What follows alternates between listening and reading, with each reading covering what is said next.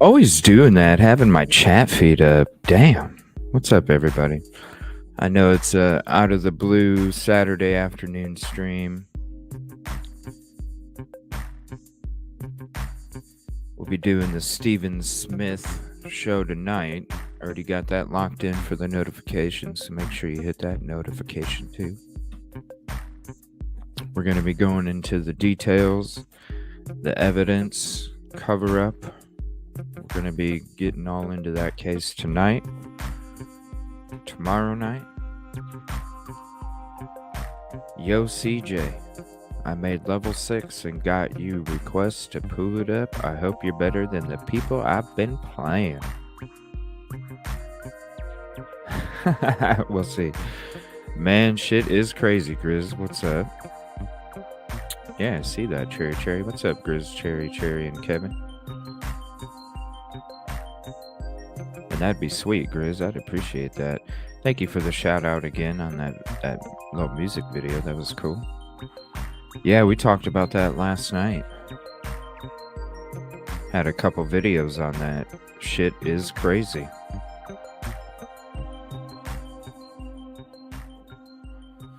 So we're going to be getting into the Erin Brockovich pressers,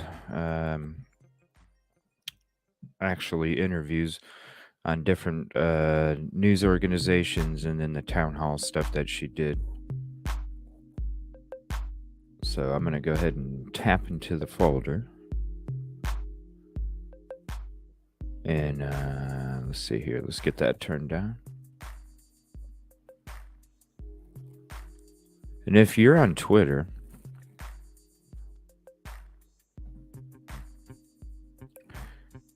you can follow her. I'll put her link to her Twitter in chat.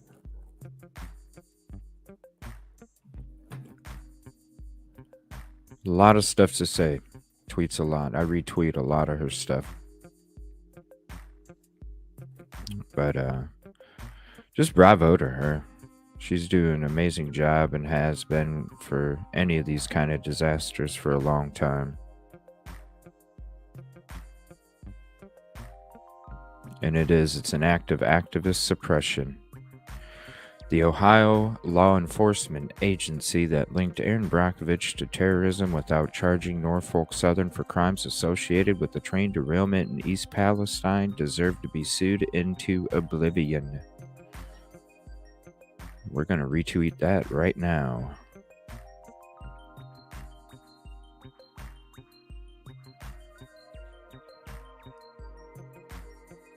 That's so sad. Bravo to her. It's showing my freaking chat feed again. What the heck? Bravo to Erin Brockovich, though, for being out there like that.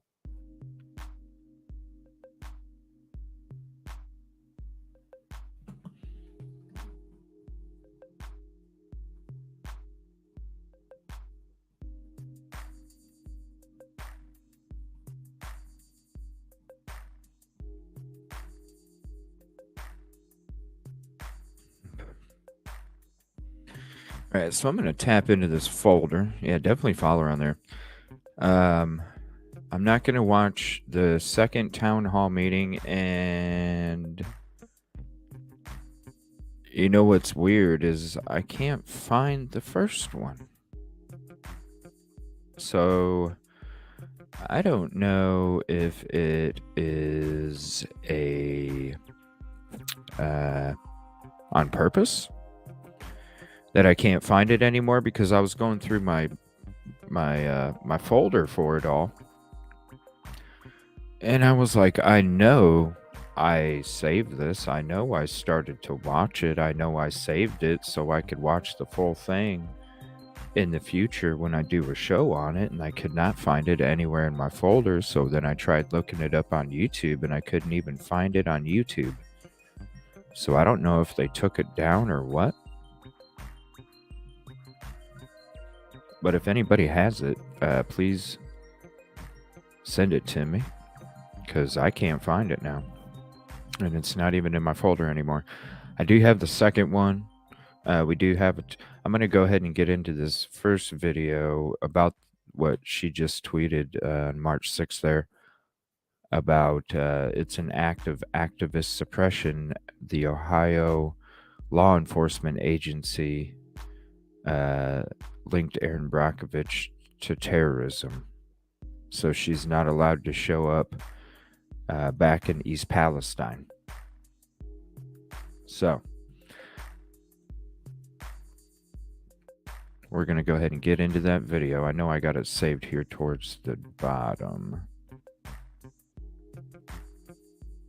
Right here. This is Status Coup News. And I'm going to go ahead and play this first because this is the current situation as of March 6th.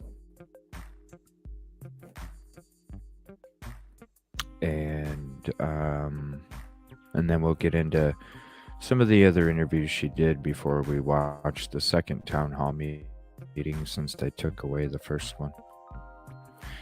Yeah, we talked about that last night, Grizz. We had a couple of videos on that. That shit is crazy. Yeah. At first started helping out the female podcaster. Then it became an obsession. And then the stuff that he was actually writing to her, the subtle threats in the messages and everything. Then they tried to get a restraining order on him, couldn't get the restraining order served because they couldn't get a location. And then he breaks in through a window and then shoots her and her husband and then himself. Yeah, I don't know if you might not have been in that part, Cherry. Yeah, we went over a few videos on it. It is, it's crazy. Definitely crazy. It just makes you more aware. Kevin Kraft. Oh, that's his first picture, Cherry. That's his logo. You should always have that up there. It shows his name and his business. All right, so we're going to get into this video. Status Coup News. Let me put that in the chat. Don't forget to hop back on later tonight. We're going to be doing a deep dive into this Stephen Smith case. We're going to be kind of gathering up all the information, going through it. Get your notebooks out tonight. Let's take some notes. We need some timeline notes. We need evidence notes. We need question mark notes. We need all of that shit. Yeah, it's crazy, Cherry. I'd always advise everybody to have some type of security system and some type of defense device. Because if stuff goes down and you don't make it, at least they can catch the person who did it, and hopefully fairly quickly, because you also injured them too. All right, we're going to get into this video about her being labeled a terrorist. Erin Brockovich flagged as terrorist threat for East Palestine activism by DHS and Ohio law enforcement. That's ridiculous. Ridiculous.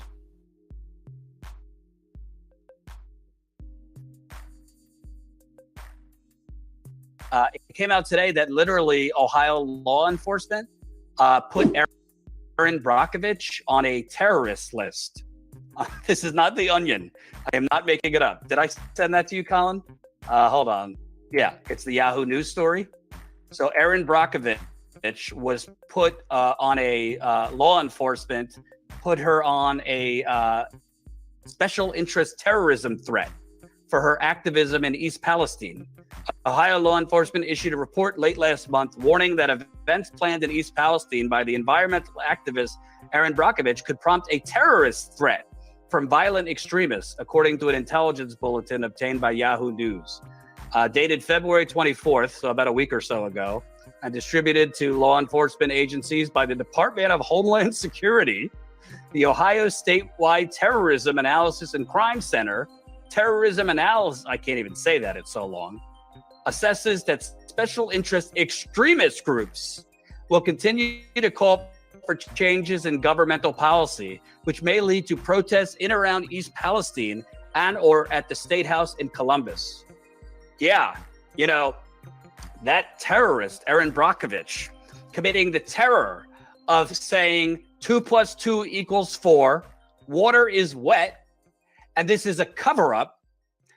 Somebody like Erin Brockovich coming into town, it's such a threat because she's actually telling the truth, unlike the corporate media who have been regurgitating the bullshit coming from the EPA, who have been regurgitating the bullshit coming from the governor of Ohio. We'll play that video later. We put up a video yesterday showing the governor of Ohio's constant lying about the health symptoms. He's pretending, oh, I don't know anything about health symptoms of residents or rail workers.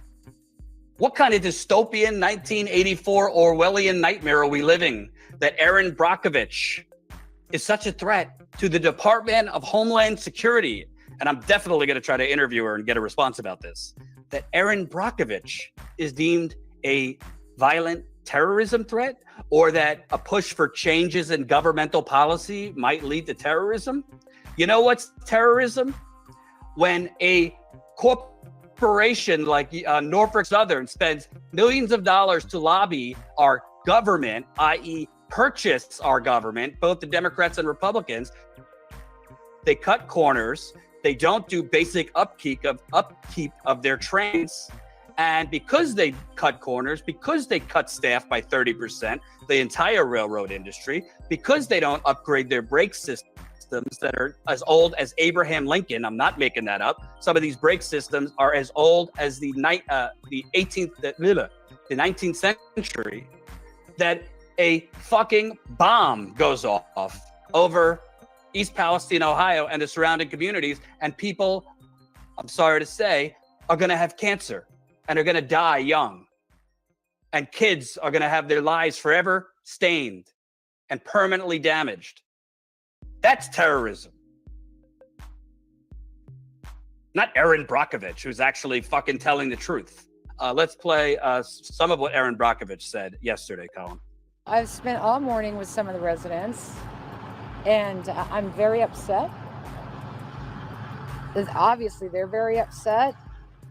I just could not believe the amount of information coming in that they have, that they want to share, that it seems like nobody is listening to. Hey, Pam. They are so afraid. They get so many mixed messages. They're getting a total runaround. They want help. They make a phone call. It goes to Norfolk. Then it says call EPA. EPA says call Norfolk. They don't know where to go. They want to leave. They don't have the means to leave. People aren't coming back. Their animals are sick. Their animals are dying. I've just seen pictures of them who go to their own doctor with holes in their throat, or they're being diagnosed with chemical respiratory illness, or these rashes that obviously look painful. Listen, this has been going on for 3 weeks since the initial crash. I think we're pushing a month now, actually, March 3rd. And yet nothing has really been done that is really giving them any kind of help or answer. It's so frustrating. It's classic cover up in an environmental disaster and running the people around in hopes that they don't figure it out or we all go away and nobody's none the wiser, when they are literally going to be the sitting ducks here. They will be the sitting ducks that don't know their future, that are terrified. That's the terrorist, Erin Brockovich. Key phrases: classic cover up. I mean, what would you call this? The EPA is suddenly now deciding to test for dioxins, which are some of the deadliest chemicals, the most carcinogenic chemicals in existence. They're suddenly testing for it 30 days later, but they're letting the train company test for it. You think the train company is going to be thoroughly testing, looking for as much of the toxin as they could find, or are they going to be looking to find as little as possible to limit legal liability? how much money did we send to Ukraine within the last hour, but we can't allot the proper amount of money for the EPA to do its own fucking testing? It's outrageous. It is a cover-up. And why don't we hear this on CNN? Why don't we hear this on MSNBC, the New York Times, the Washington Post? Our democracy dies in the darkness. These people are going to die in the light. I'm sorry to say, these people are going to get sick. They are already sick. I'm speaking. It's honestly, it's not easy to even book interviews with residents because a lot of them don't feel well. Understandably, I have booked interviews with residents to come on live, and unfortunately, before they say, sorry, I'm not feeling well or my kid's sick. This is a humanitarian disaster. And frankly, at what point do you call it a war crime by the United States government? I don't give a shit if it's Norfolk Southern or the government. Norfolk Southern and the government, in my view, caused it, but it's the government's response that's leaving these people to fend for themselves. Erin Brockovich, classic cover-up. Chemical burns. That's what the rashes are. Holes in their throat. Talking about animals. Nothing has been really done. There was pictures and video earlier in the week. A reporter found 3 deer dead within like 100 yards of each other with no gunshots or anything. Oh, is my mom watching? Hello, Mama. With no gunshots in them. I don't know what the deer died of, but a resident said it's not very common for deer to show up altogether dead by the creek. I think they drink water from the creek. That's not to mention all the fish that are dead. I think the Washington Post had a story that 43,000 animals have died. Originally, before we went there, I interviewed Taylor, who's a fox keeper. Both of his, actually maybe more than 2. I haven't spoken with him this week, but as of last week, 2 of his foxes have died. Many more were sick. And his coyotes are sick too.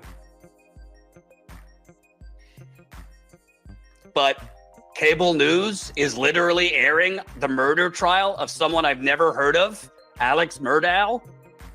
Literally, CNN the other night in primetime set up a mock jury box for their crime analysts to pontificate for an hour about Alex Murdaugh before he was convicted. Meanwhile, you got people in East Palestine, nausea, dizzy, vomiting, nosebleed, including children's, chemical burns.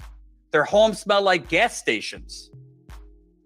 Can you imagine for a second if this happened in your community and you had nowhere else to go and the media came in and covered it for a week and a half, 2 weeks, and then moved on to the next toy? It as much as we are. I mean, this is why I've covered Flint for 7 years. Because it's still a fucking crisis. Excuse my French, Mom. It's still a crisis. But we have a media in this country that helps the government, helps the corporations cover it up. Colin, let's play the second Erin Brockovich clip. And the lack of mismanagement here is unbelievable. Everybody's seen the pictures. The pictures I was seeing up close, what was burning, the smells. It was very overwhelming to have such a close perspective today of what they went through. And I'm still absorbing, honestly, their fear and their turmoil. And I've been on a lot of environmental situations, and I've never seen anything in my life be so mismanaged, ever. You give an all clear, but yet you don't have any data, really, to prove that it is all clear. And then when the people come back and they tell you, I'm smelling stuff, we're sick, we're going to the emergency room, I can't breathe, they're just disregarded because everything is safe. It's obvious nothing is safe yet. And then when they come back, they're told, don't drink the water. But then that changed the next day. It's okay to drink the water. So it's safe, it's not. Drink the water, it's not. You're not really experiencing what you are, yet they're sick, yet they're going to the doctor. And every time they try to get answers to the EPA is deferring to Norfolk, the very fox that's in the hen house. So this is what upsets me. And it takes me all the way back to my days in Hinckley, California. We have another environmental disaster, another corporate cover up. I'm sorry, something is not right. Agency lawyers and a really great community of really great people that deserve answers, and not just leave them here sitting and thinking what their future will be. And getting this information takes time. You guys are around town. They're doing all this aeration that could be throwing chemicals into the air. You just had independent testing come out that shows it's in the air. By the way, Erin Brockovich was about 45 minutes late to her own press conference because she was feeling symptoms from inhaling this shit. More than I've never seen anything in my life so mismanaged, and she has been. This is not her first rodeo, and she's been to a lot of these sites. Never seen anything more mismanaged. You give an all clear, but you don't have any data really to prove that it is all clear. They literally brought these residents back after 48 hours. Why? So that the train company that caused the fucking bomb could continue moving. Because the train company by law cannot move through an evacuated city. Think of that. These people were traumatized. We spoke with one resident whose asthmatic son was projectile vomiting and violently shaking before the control release, just from the fire. And they brought these residents, they didn't evacuate the whole town. They brought them back just to let the train company continue moving, i.e., they don't want the train company to lose any more profit. What kind of sick country is that? I don't have the flag behind me for shits and giggles. We live in the United Corporations of America.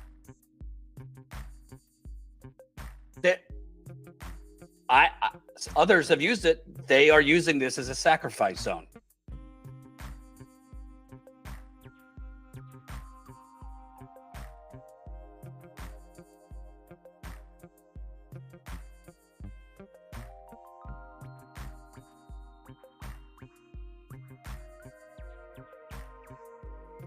Okay, YouTube. Well, here, I wanted to show. These are the areas that are affected right here. Let's go ahead and get rid of that. Whoa. All right. I just had to get rid of that video there. Yeah. Isn't that ridiculous? Speaking of the train company, let me go to that real quick. Where is their website? Let's see here. So this is their parent organization, Norfolk Southern.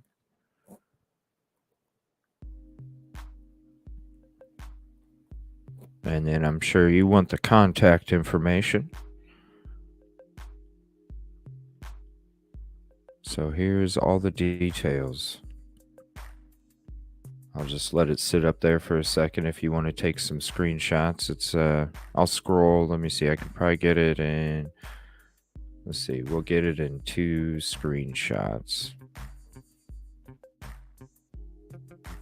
There you go, Pam. Thanks for that question.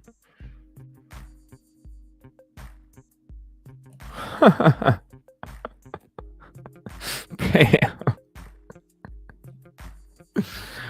Nope, not now. Not now. Oh, and that Stephen Smith case. Such a horrible, total cover up. We're going to be doing a deep dive into that tonight. Probably go for 4 hours or something, maybe a little longer. Then I'll end up shutting that stream down, and then we'll start up another one for some Jackbox and some pool. We'll do Jackbox first. That way, if pool don't work, it don't take forever. But we'll do Jackbox tonight. I'll just shut the stream down after we're done with the show because I don't want it to be part of the special. So, but yeah, this my interview will be Monday night. So Monday night will be the interview with my guest. I'm going to do a deep dive intro into Stephen Smith's case tonight because it's going to be a long stream. Definitely need your help or your assistance or your thoughts or opinions. Definitely bring some notebooks tonight too if you're going to be hanging out with me tonight on the show, or tomorrow night. If you're going to be hanging, because I'm going to do one tomorrow night too. If you're going to be hanging out with me on either night, I need your notebooks. I want your questions. I want to know what doesn't make sense to you. I want to know what you think took place. I want to know why you think the evidence is how it is. I want to know all of that stuff.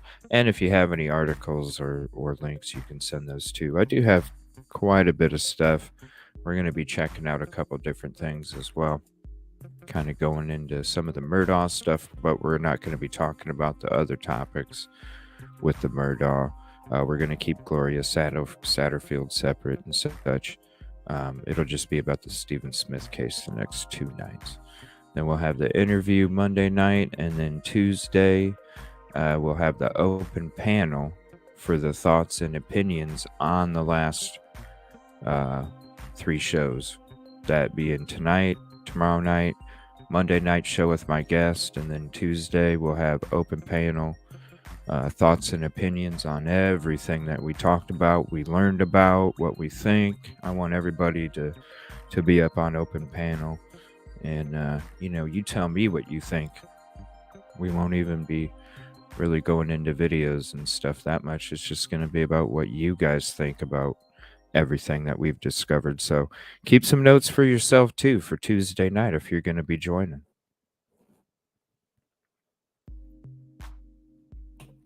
And let me put that up there too. Thank you, Ava.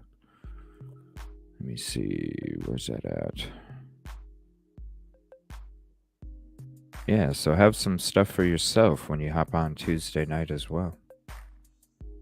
I really enjoyed last Tuesday night show. That was really cool. Okay, let's see here. There it is. I knew I seen it somewhere. Norfolk Southern Corporation, 650 West Peachtree Street, Northeast Atlanta, Georgia, 30308. Thank you, Ava. Of course, they wouldn't have that information on this page, right? If you have something you'd like to share, you can hop up. Check out the Evil CJ store. Kib Kitty got her hat. She's freaking loving it. I'm happy. Cool stitching too. Really cool stitching. I can't wait to get me a hat. Please hit that thumbs up. Thank you, Chairman. Yeah, so if you want to hop on open panel Tuesday night, and I'm just gonna sit back and let you guys talk about what you guys think about everything. Definitely doing because I still don't know much. I want to get a timeline. I'm gonna be taking some notes to myself the next 2 nights on getting timelines, evidence, my own questions. Close to South Carolina. Yeah, it seems that. Oh yeah, I'll share it real quick. Cherry, hold on.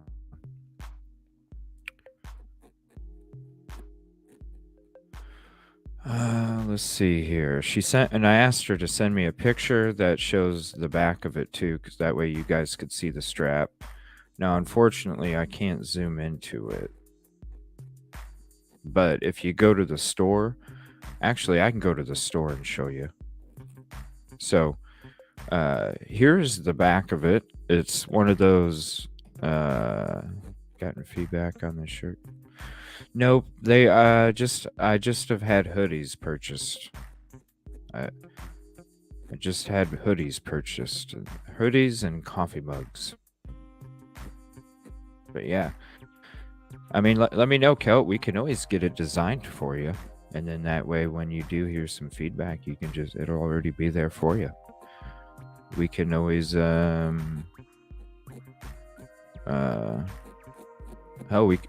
I could always just invite you to an offline StreamYard, and then I'll screen share because that's what I did with for all the custom stuff. Is I just StreamYarded a screen share little thing.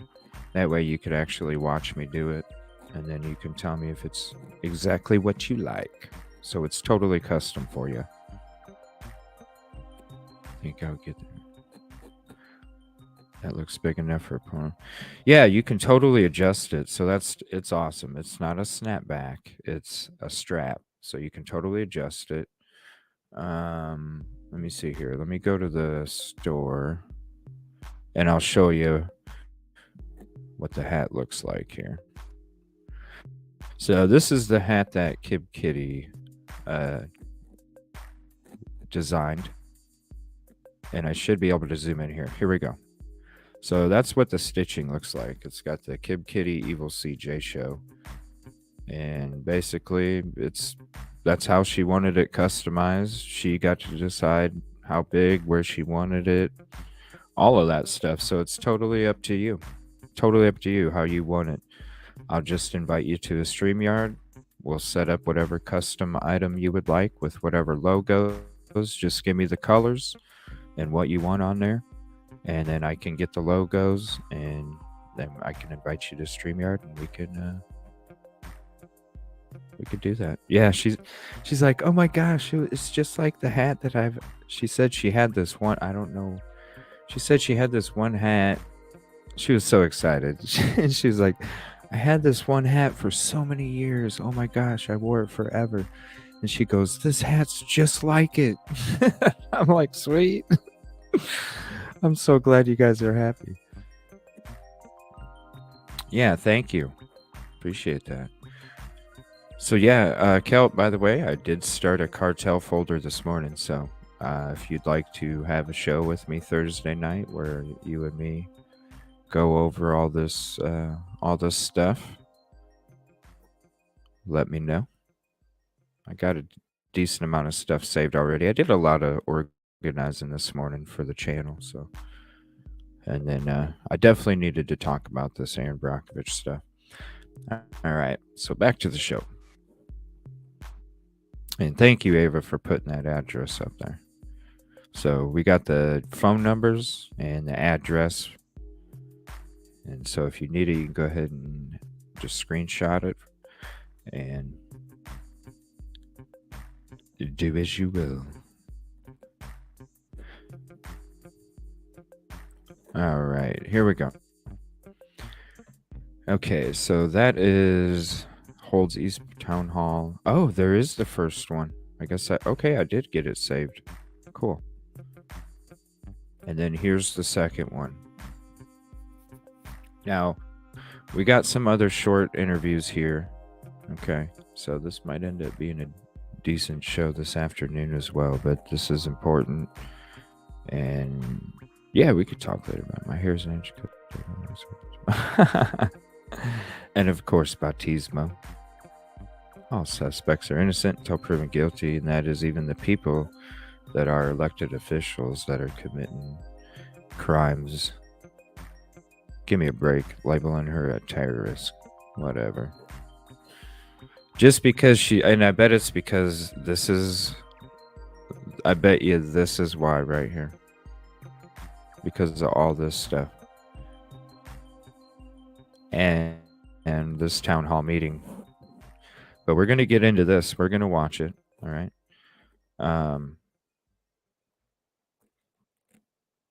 But I think it was this one right here because she said a lot of stuff here.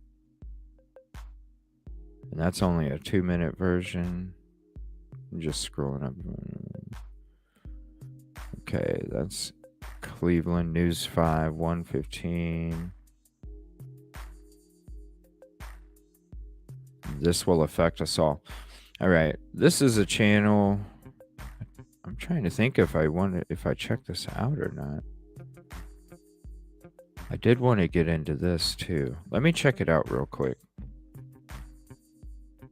I know, that's right, Kel. Why are they not?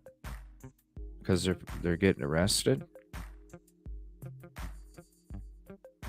Part 2.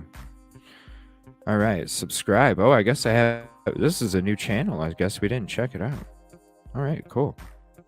So this is, yeah, I don't even know how to pronounce that, but you can see how it's spelled. Channel we haven't checked out before. Cool, this is going to be a new video. This will affect us all. and then we'll get into a couple of the Erin Brockovich interviews from local news, and then we'll watch the town hall press conference, whatever you want to call it.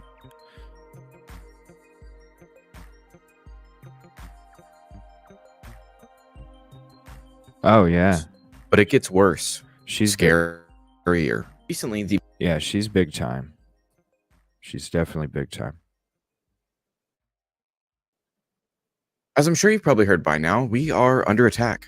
According to the military, the United States is being invaded by weather balloons. But it gets worse. Scarier. Recently, the military has shot down not one, not two, but 3 unidentified flying objects. Don't get too excited. We did successfully destroy 3 alien spacecraft. Unfortunately for mankind, society, and technological advancement in general, the crafts were of course shot down over areas where they would be unrecoverable. Obviously, I'm being a little hyperbolic and maybe even a little sarcastic. Do you really believe that if the government shot down UFOs that they tell us about it? No.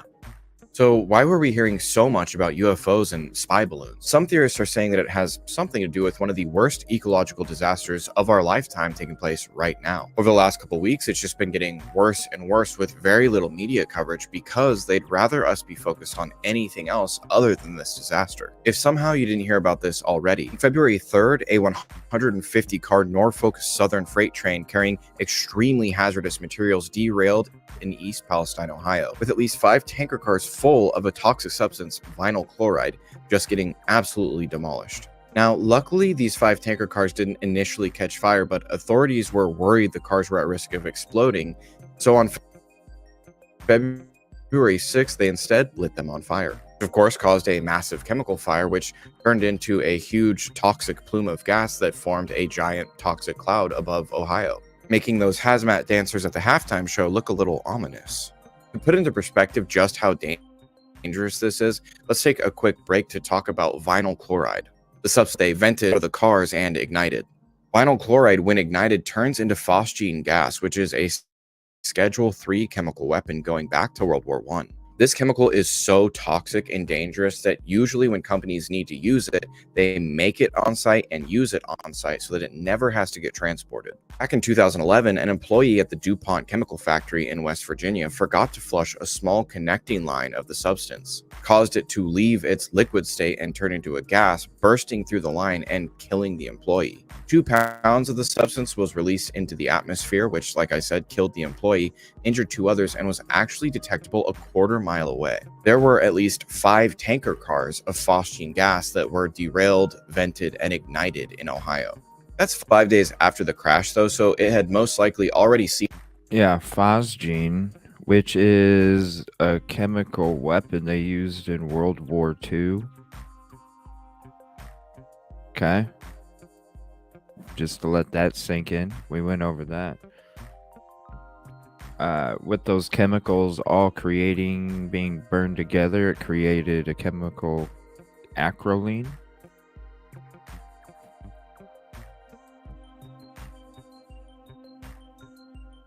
And that is this right here.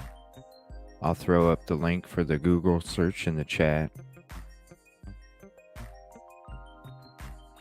And yeah, Cherry. I was actually just talking to somebody about that at work the other day. I was like, isn't it crazy how the balloons all of a sudden became a huge distraction at the same time as the train derailment in East Palestine?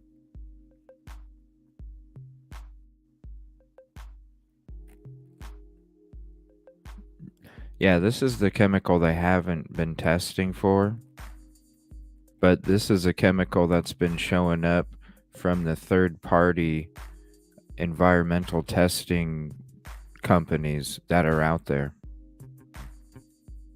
So look that up sometime. It's we went over it in the last show about this topic. It's disgusting. And by the way, since I'm taking a short break just to respect this creator, what a good channel so far here. This is my highlight on the vinyl chloride cleanup and how ridiculous it is. Ridiculous. All right, we're gonna go back to this video here. Good stuff. Into the soil, streams, and the surrounding environment. And here, 20 miles away in Salem, Ohio, we can see the train's axles on fire as it passes through a trackside defect detector, but apparently that didn't help. And there's another twist. On February 10th, the EPA reported that it was actually 20 cars carrying hazardous materials that derailed. And it wasn't just vinyl chloride in these tanker cars, it was vinyl chloride and butyl acrylate, ethylexyl acrylate, and thylene glycol monobutyl ethers, which were all continuously seeping into the soil and streams before being ignited into the atmosphere. On February 12th, the EPA stated that it did not find levels of contamination to be concerned about in the air, and warned that though residents may smell odors in the air, it was nothing to be worried about. And the federal government has now said that the air is safe to breathe and the water safe to drink. People's chickens and animals are dying, and the water in Steubenville, which is over 40 miles away, already tested positive for butyl acrylate. There are dozens of videos of thousands of dead fish floating along the surrounding creeks. This is where the cover-up seemed to have been necessary, as the contamination is well above levels of concern. All you have to do is type in East Palestine on TikTok and you'll find hundreds of videos that absolutely contradict what the government response has been so far. But it gets worse. This man is a reporter, and you can see him getting arrested because a public briefing started while he was reporting. Apparently asked him to stop filming and to leave, to which he put up some minor resistance, saying that people should probably know what's going on here, and they just immediately put him on the ground and arrest him. And the detail about the journalist being arrested is already being marked as misinformation because they eventually let him go. But it's usually not a great sign when the cops start locking up journalists. The theory behind the journalist being locked up, the general lack of media coverage, and the rolling out of the UFO song and dance is that the spill was just way worse than they were telling us, and they may have reacted in the wrong way, venting and burning the chemicals into the atmosphere. And they did succeed. You know, Pam, that's a great idea. That is a great idea. I never even thought about it.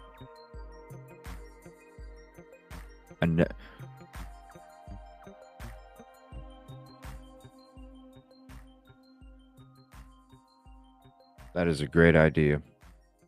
Successfully keep the general public almost blissfully unaware for nearly 2 weeks. All these small streams that are now completely contaminated flow into Beaver Creek, which feeds into the Ohio River. And the jet stream is blowing this cloud of toxic gas all across the US as we speak. With how prevalent and constant the discussion is around climate change, reducing our emissions, and reducing our impact on the environment, you'd think this would be major news, with all the big names in the climate change crowd calling for accountability and for the responsible parties to take action and do something. Now the Ohio governor is ensuring residents of East Palestine that it is more than safe for them to return to their homes. Although Norfolk Southern backed out of a town meeting where they were supposed to answer questions and concerns due to safety concerns. And FEMA continues to officially deny Ohio's request for disaster relief, stating that Ohio isn't eligible for assistance, while Governor DeWine waited until February 16th to even ask for help. It's almost 2 full weeks after the disaster occurred. Another weird detail. Yeah, and with him stating these facts, I just want to let everybody know this was from February 17th. Now FEMA's been out there. Things have changed a little bit, but not. They're still gaslighting the whole thing. Tale is that in 2021, Netflix filmed a movie that was released in 2022, just a few months ago actually, called White Noise. White Noise is about a tanker truck that's hauling dangerous chemicals that collides with a train, causing an explosion, which causes a small town to have to evacuate. The film was actually shot in the areas surrounding East Palestine, Ohio. Some of the residents of East Palestine that are now refugees of this catastrophe actually played extras in a movie where nearly the same thing happened. And in the book the movie was based on, the government even creates a media blackout around the disaster using UFO stories. There's now been over a dozen train derailments just since the year began. Just a couple days ago, another toxic spill happened on a highway in Arizona. This time, an area in Tucson being evacuated due to a nitric acid spill. And today, there was another train derailment near Detroit with at least one car full of toxic material. These chemicals are horrific carcinogenic toxins and will undoubtedly be in our soil, air, and water for decades. Some people are starting to voice their fears that these train derailments and all these toxic spills are somehow connected to the massive increase in food production facility fires over the last couple of years, and may be leading us into a possible food shortage crisis. Those fears only worsened by the growing number of industrial accidents involving toxic chemicals, like this 5-acre fire in Kissimmee, Florida, that broke out while I was making this video. And what you see burning is industrial plastic used to make plant pots. Whether you're a conspiracy theorist or not, the scope of this disaster is monumental and will affect the health of millions of people, especially. You know, that's one thing. I want to appreciate him for bringing this up. I didn't even think about all of those fires. Not even train derailments with the chemicals that are being transported. All of those fires even. This is just as bad as the derailment. Only worsened by the growing number of industrial accidents involving toxic chemicals, like this 5-acre fire in Kissimmee, Florida, that broke out while I was making this video. And what you see burning is industrial plastic used to make plant pots. Whether you're a conspiracy theorist or not, the scope of this disaster is monumental and will affect the health of millions of people, especially the residents of East Palestine and the surrounding areas. The government response and the lack of media attention has been absolutely wild. And there's really only two options here. Either there is a systematic problem with the rail system, or we're under some kind of attack by sabotage. In either scenario, the public needs answers, and whoever is responsible needs to be held accountable. Anyways, thank you so much for watching, and I'll see you in the next video.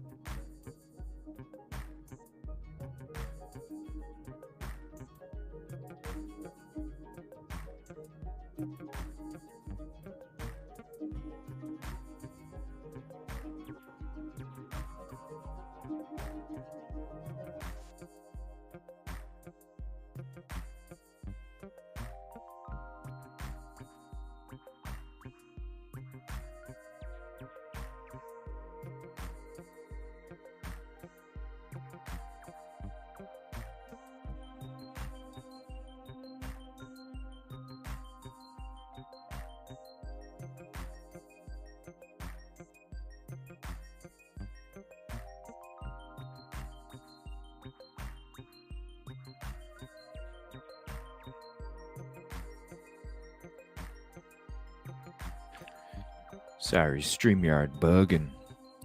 So this red dot right here is East Palestine. And this is all the areas that are affected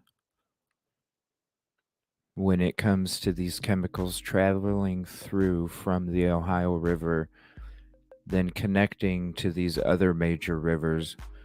But what this picture doesn't show is all of the other little streams that come off of these rivers.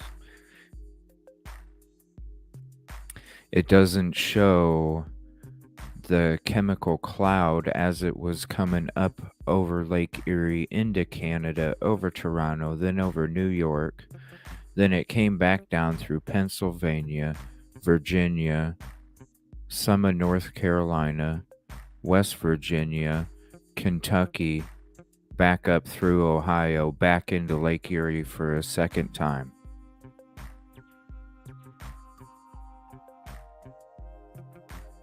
And that was just the cloud. So this is one picture, but there's other spots that are affected as well. These are just the spots that are affected from the Ohio River. The river that you see all those dead fish floating in that last video that we watched, or any videos that we'll be watching.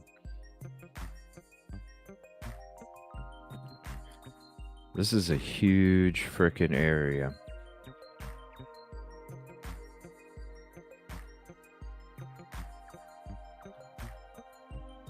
It's disgusting. So that was a cool new channel we checked out again. Parapsyche, I think. Is that what it's called? Parapsyche TV. Yeah. Good stuff. Okay, this is a interview she did on the Dan Lebitard show. We had already checked that out before. So, uh, vinyl chloride long-term risks. We did go over that before. Okay.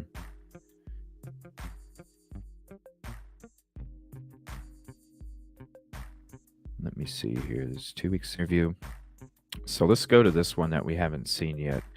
Erin Brockovich in East Palestine. Something is not right here. This was from 8 days ago. 8 days ago is when she showed up last time. 6 days ago is when she was labeled as a terrorist and where she's not allowed to go back to the community because she will be apprehended.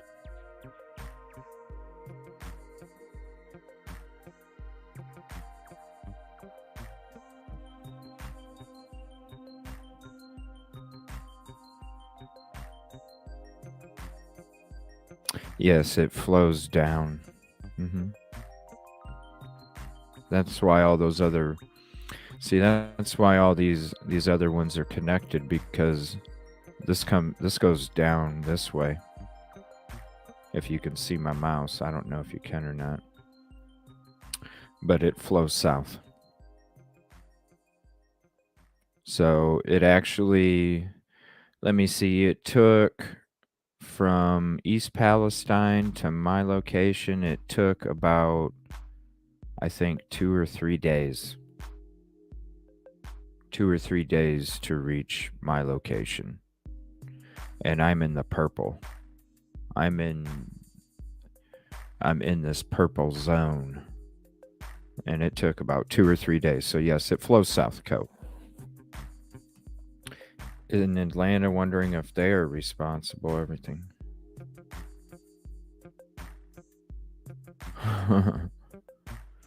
Yeah, it's not good. All right. We're going to go to this WBNS 10 TV. I don't even think I've subscribed to them. But I have a feeling this is one of the, because she says a lot in this. I know I've seen clips. This is the full clip. That too, Pam. All of the rivers and lakes. Oh, I am subscribed. Okay. So, do you have any questions? Hi. Hi. What are you hearing from residents? I know you met with some of the residents now. What are some of the stories you're hearing, and what kind of causes are you? So, I've spent all morning with some of the residents, and I'm very upset. Obviously, they're very upset. I just could not believe the amount of information coming in that they have, that they want to share, that it seems like nobody is listening to. They are so afraid. They get so many mixed messages. They're getting a total runaround. They want help. They make a phone call. It goes to Norfolk. Then it says call EPA. EPA says call Norfolk. They don't know where to go. They want to leave. They don't have the means to leave. People aren't coming back. Their animals are sick. Their animals are dying. I've just seen pictures of them who go to their own doctor with holes in their throat, or they're being diagnosed with chemical respiratory illness, or these rashes Yep. that obviously look painful. Listen, this has been going on for 3 weeks since the initial, a month now. See, and she's just speaking truth. Speaking truth, and then all of a sudden the DHS and the Ohio law enforcement link her with terrorism. Are you fucking kidding me? Actually, March 3rd. And yet nothing has really been done that is really giving them any kind of help or answer. It's so frustrating. It's classic cover up in an environmental disaster and running the people around in hopes that they don't figure it out or we all go away and nobody's none the wiser when they are literally going to be the sitting ducks here. They will be the sitting ducks that don't know their future, that are terrified. And the lack of mismanagement here is unbelievable. You have, I mean, everybody's seen the pictures. The pictures I was seeing up close, what was burning, the smells of, it was very overwhelming to have such a close perspective today of what they went through. And I'm still absorbing, honestly, their fear and their turmoil. And I've been on a lot of environmental situations, and I've never seen anything in my life be so mismanaged ever. You give an all clear, but yet you don't have any data really to prove that it is all clear. And then when the people come back and they tell you smelling stuff, we're sick, we're going to the emergency room, I can't breathe, they're just disregarded because everything is safe. It's obvious nothing is safe yet. And then when they come back, they're told, don't drink the water. But then that changed the next day. It's okay to drink the water. So it's safe, it's not. Drink the water, it's not. You're not really experiencing what you are, yet they're sick, yet they're going to the doctor. And every time they try to get answers to the EPA is deferring to Norfolk, the very fox that's in the hen house. So this is what upsets me. And it takes me all the way back to my days in Hinckley, California. We have another environmental disaster, another corporate cover up. Something is not right here. Agency failures and a really great community of really great people that deserve answers and not just leave them here sitting and guessing what the future will Wow. be. She's speaking truth. Information It's all truth. takes time. You guys are around town. And you're going to label her a terrorist. That could be throwing chemicals into the air. You just had independent testing come out that shows it's in the air. And then EPA director. You know, they should be labeled a fucking terrorist for putting these people in this danger. If what they call her, what she's doing is terrorism, if that's what they're considering terrorism, then let's flip the script. What about you people that aren't responding to these local residents about what the fuck is going on, about what the truth is, and you're turning a blind eye because you have a fucking badge or you work in an office that controls people's lives? You should be a fucking terrorist. Sorry, everybody. Regan says, just keep the kids away from there. Well, maybe you should have told us that 3 weeks ago because they've already been down. This shit pisses me off. Here. This shit pisses me off. It's just awful. And I have spent all morning with these people. I am truly upset. I cannot imagine what they've been through. But they all have the same story. They were all within this 1 mile radius and outside of it. You know, and I want to say something. I was driving home this morning on my way back home. And, you know, I looked over, just glancing over at it's like a spread out area, right? Like a farm type thing. And I'm looking over there and I'm just glancing, you know, because usually I don't glance over in that direction. But as I'm driving home today, and maybe I have, and I don't know, it's just crazy to me because usually I notice little things and shit. And as I'm driving home, I look over to the side at like this humongous farm. And I was like, why is there a whole bunch of fucking containers stacked up? I swear to God, there had to be 30. Some of them were just sitting by themselves. Some of them were stacked up, one on top of the other. 6 of them together. And there was probably four squares of 6 stacked together with a few more off off to the side by themselves, sitting by themselves. And I'm like, I've never noticed those before. What the hell are those doing there? And does this have anything to do with this chemical shit too? Here, let's pay you some money so we can store some shit on your property until we figure out where we can put the rest of this shit.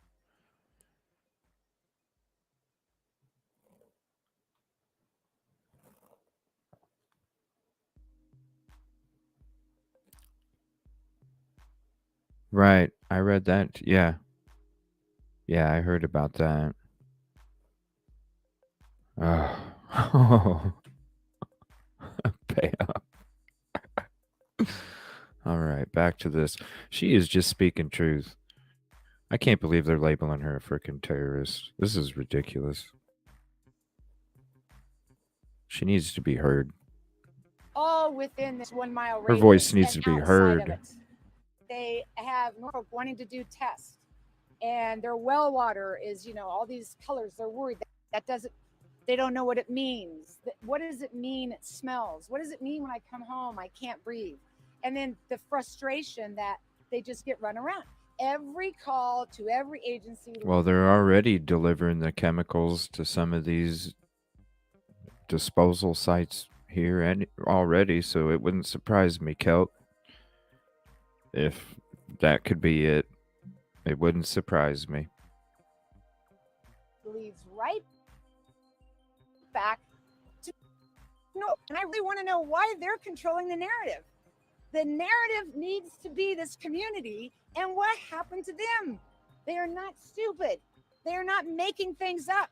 This is very real to them. And I really hope that everybody will spend time with them and go to their properties, smell it for yourself, experience it for yourself, feel what they're going through, help answer their questions about the kids going back to school. They want to know, should they go back to school? Should they homeschool them? Can they do virtual school? There are people leaving now. There are people terrified to come back, and they're sick. I can't say it on camera, so I'm just not going to do it. I am sickened. Knowing your experience years ago, 30 years ago, that's fine. You can date me 30 years. It's been a long time. you're coming here, your experts are here, other experts are here, the state is here telling us what they're doing. We know there are a multitude of federal class action lawsuits being pursued. You are affiliated with some of that, from what we're hearing. How do we know, despite and with respect to all of the experience, that this isn't you trying to convince these folks or whomever that you should be suing Norfolk with us? That this isn't trolling for clients in behalf of whoever you're with? Sure. That's an actually very fair question, and I understand that. And I think over 30 years, you would be these situations don't happen and you think the lawyers aren't going to show up. Oh, you bet they're going to show up. But at the same time, these people need to know they have legal rights. They could get totally screwed over further by Norfolk. You mentioned class actions. Listen, I'm not the attorney. I've never worked with an attorney that does class because everybody's damages are seen the same. From my experience with Hinckley and every other environmental issue I've worked on, and I consult with firms, I'm not their employee. I'm not making a bunch of money out of this. These attorneys get upset with each other because they might be missing out on some money, but it's not going to affect me. And by the way, all the money in the world doesn't change anything for these people. Nothing. They've already lost everything and their future. You really? So what? You're going to have a lawsuit? Yes, the money helps. And I want people to understand that so they can get out of here, because many of them can't afford to do that. I would understand that people might think that I'm that. I've been called that. But after 30 years, I've really shown myself I'm not here for that reason. I'm here for these people.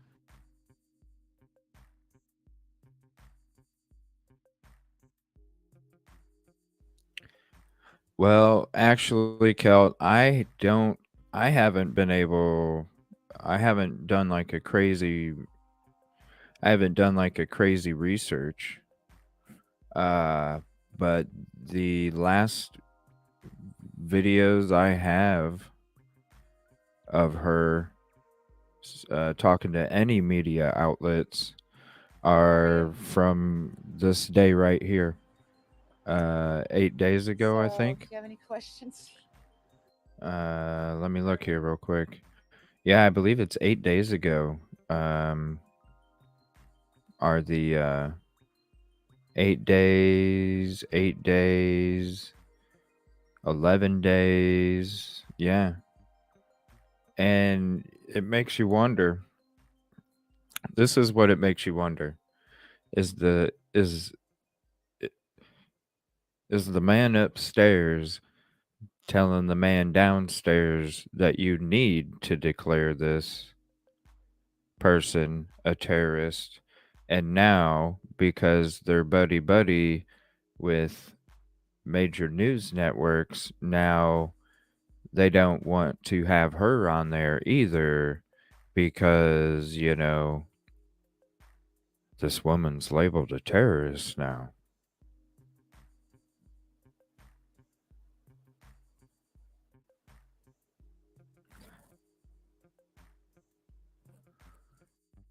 That's what I'm thinking because, I'm sitting there looking around. Now, I haven't done like a crazy dive to see if she has spoken to other people. I mean, fuck, I'll reach out to her. If she listen, if these major news networks ain't, if that's what it is, I'm not saying it is, but if that's what it is, hell, I'll reach out to her. Say everything you want to say on here. You know what I'm saying? Speak the damn truth because that's all we want. That's all this show's about. Not manipulation, not tricks. Then not spread it. Right, that's what my thought was. You know? It's a spill, right? It's a spill. But we have to, we got to figure out how do we contain it as best as we can, not just light the motherfucking shit on fire and let that shit burn and float and float and float and float and this and that and you know they're it, this is what it reminds me of, right? It's like Apollo 13, okay? Okay, yeah, the fucking astronauts lost power in outer space when they were heading to the moon. So did NASA just say fuck it? Well, here guys, try this and then see if this works and then fucking shit goes to disaster and then it's like, you know, sorry when they can't get them back. No, them dudes sat there, put their freaking brains together and said, "Okay, this is an unforeseen event. We need to sit down and figure out how can we figure out how to like come on. There had to be some way to not just let this shit go crazy. Yes, we understand you need to create a ditch. Yes, we understand it was a better option to release the chemicals, create a ditch, burn it, but at the same time, you had 2 days. You had 2 days. You could have set something up. You could have created a barrier. You could have did something that you could have just, even no matter how much it costs. I mean, hell, the yeah, it might be expensive, but this company was like Coat said was set to make a record profit. This is chump. The cost of fire suppression for that situation was chump change. And honestly, it would probably be cheaper than the money that they would have spent if they would have used the double rail cars this whole time like they should have been doing. And they wouldn't have been so fucking cheap on how many cars they put on a rail with these chemicals. Because come on, it was a cost cutting measure to save on employment. Let's run trains with 150, 200 cars mixed in when it takes 3 miles for that damn thing to come to a stop. You don't have a fucking single car in front of you a mile down ahead of you looking for maybe a possible tree that might have fell over the tracks, some kind of fucking, you know, hey, heads up, slow down. You're carrying 50 cars of toxic chemicals. Slow down. Oh, okay. I only need it's only going to take me a mile to slow down.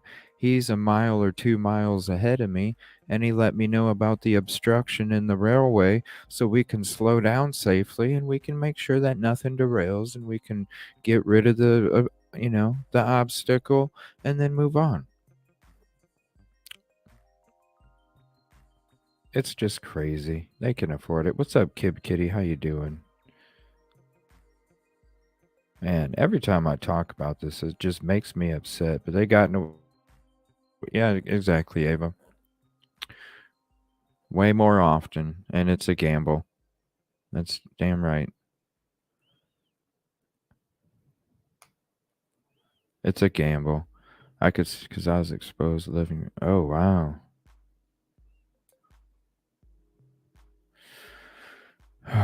Yeah, so she hasn't talked to anybody or said anything for 8 days, basically. Okay. And we just watched, I mean, like I said, that video, she says a lot. Definitely check the replay, click the link for the video. Says a lot. Okay, I'm going to go into, let me see here. I'm going to go into this video. This was from 11 days ago. This is MSNBC. And then we're going to go into the town hall, the second town hall right here. This was from 8 days ago as well. So this next MSNBC interview was from 11 days ago. Then we're going to chill back, watch the second town hall meeting. It is about an hour and 45. So we'll be going about another 2 hours. I don't know, maybe not, might not be that long because I think there's a lot of waiting in the beginning of it. So it might not be the whole 145, but we'll be sitting back listening to that and commenting. If anybody would like to hop up on open panel, you're more than welcome. We can commentate while we're watching this town hall meeting. Or if you have any information you'd like to share with the show, you're more than welcome to. And so I'm going to go ahead and get into this latest. If there is any newer, videos out there where she's talked to, other media outlets or even another show on YouTube, please send them to me. Because after being labeled this crap, I feel like we need to let her speak however avenue it is, even more than she was before, because this shit is ridiculous. Shame on them. Shame on them.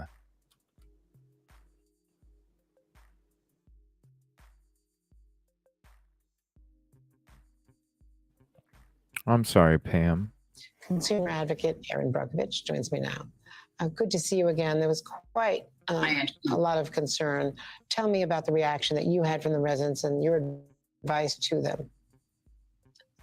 So, they're still very concerned being down there on the ground. I mean, we saw a lot of things that would make you clearly understand why it would be confusing to the people, what is really happening, what is not.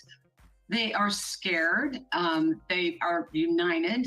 They're wanting to be well informed. They're really worried about what the future holds for them. They are down there remediating and aerating different creeks and rivers. There's booms out.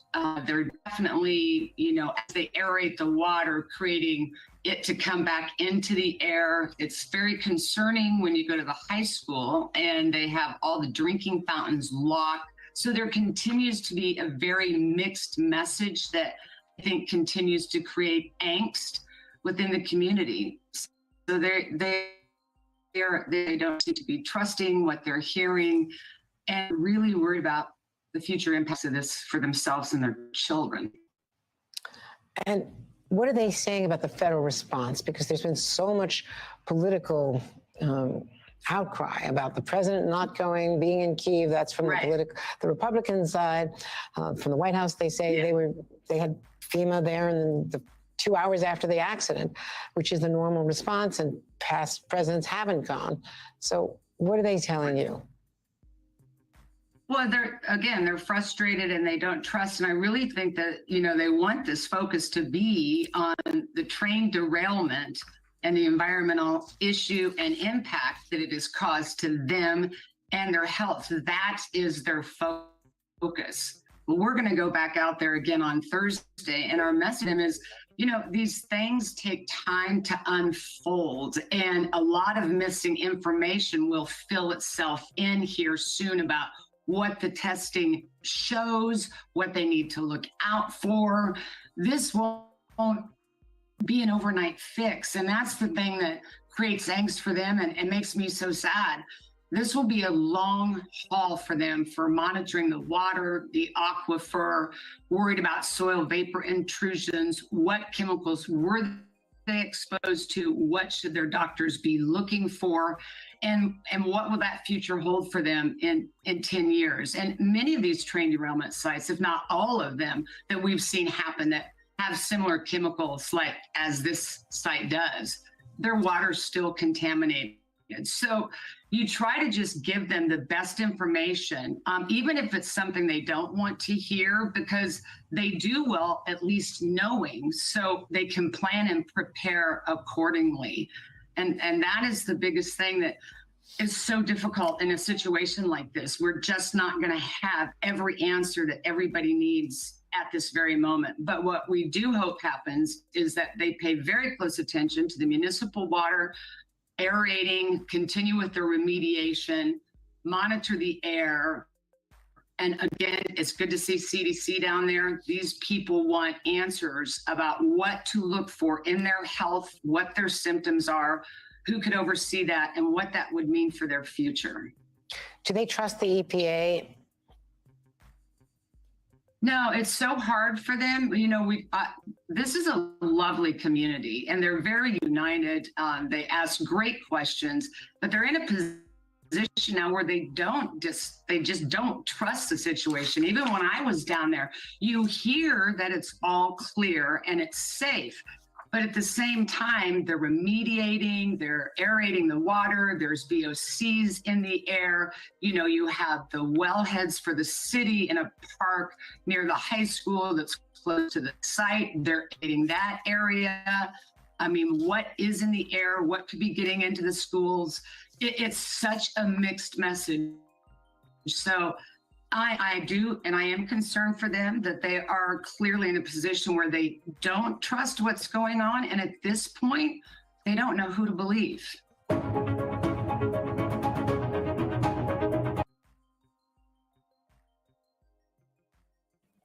All right, now we're going to be checking out this latest town hall press conference.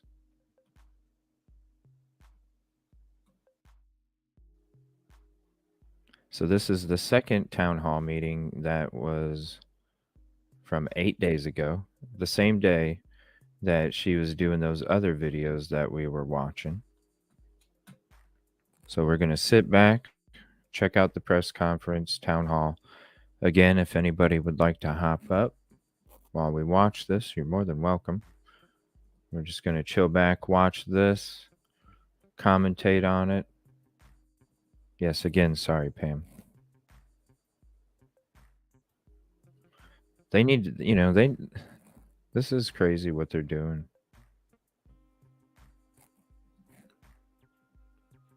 All right. I will have to rewind it a little bit here. And I do have I did find one from 2 weeks ago, the first one, but it was kind of interesting because during that one, it was streamed on like 5 different news channels, and each one of them, not at the same time, each one of them were getting, they just went down. Their lives went down, and it happened one after another, because I remember going from one to another to another to another, and each one would go for a little bit, and then all of a sudden, boom, it would just end. Very interesting.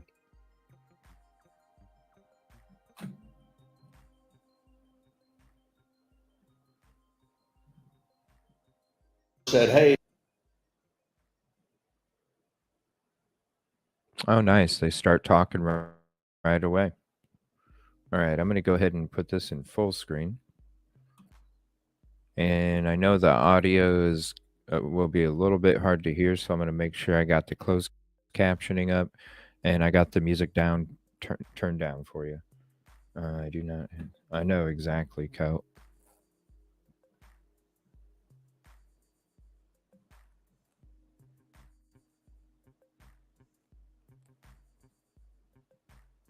This is WKYC Channel 3. Let me just put that in real quick.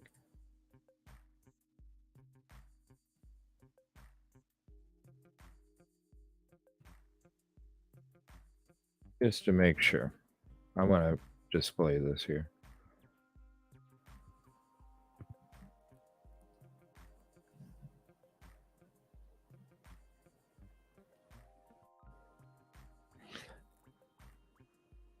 Okay. Yeah, anybody would like to join, you're more than welcome.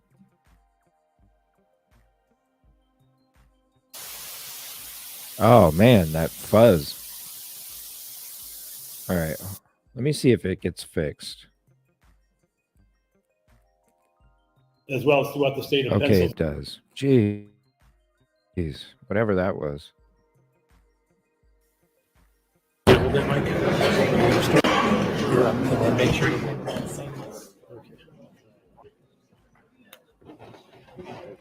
Well, it's like a movie. The whole background's talking and chattering. Okay, good afternoon, everybody. Good afternoon, and thank you all for coming out this afternoon. I'm Tom Bevan. I'm a lawyer with the law firm of Bevan and Associates. We're a local law firm just outside of Erin, about 60 miles or so from here. And for 40 years, we've been representing people throughout the state of Ohio, as well as throughout the state of Pennsylvania. And we are proud to be a part of the East Palestine Justice.com team.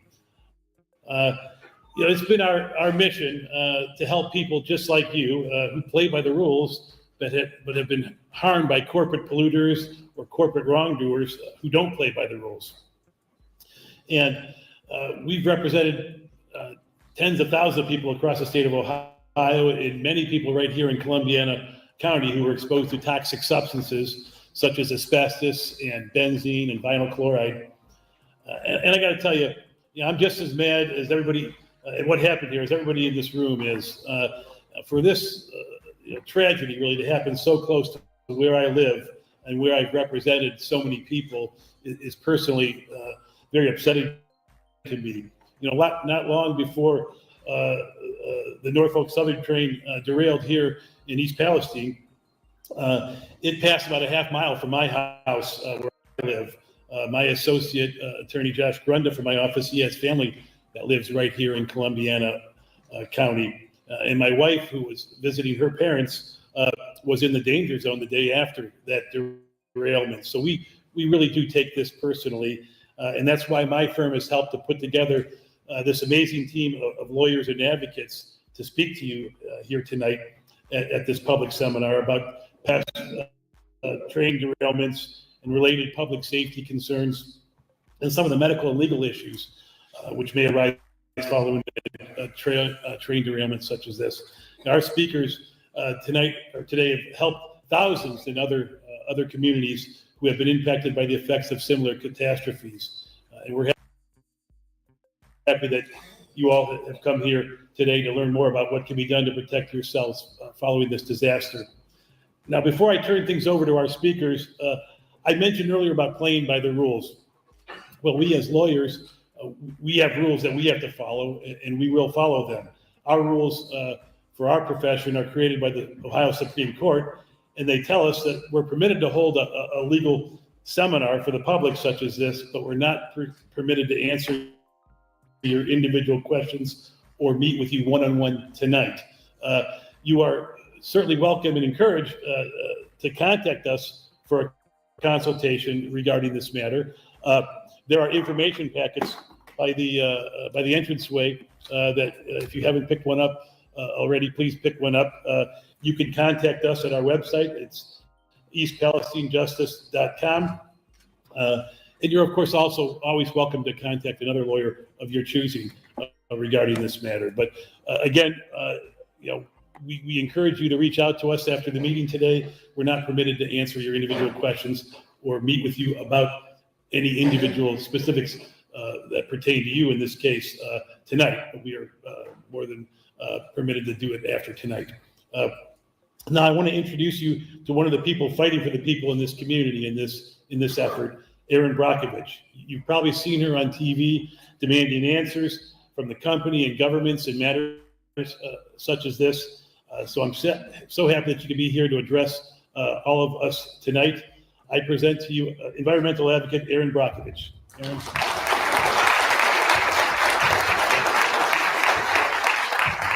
Do I need that, or I think you is need this?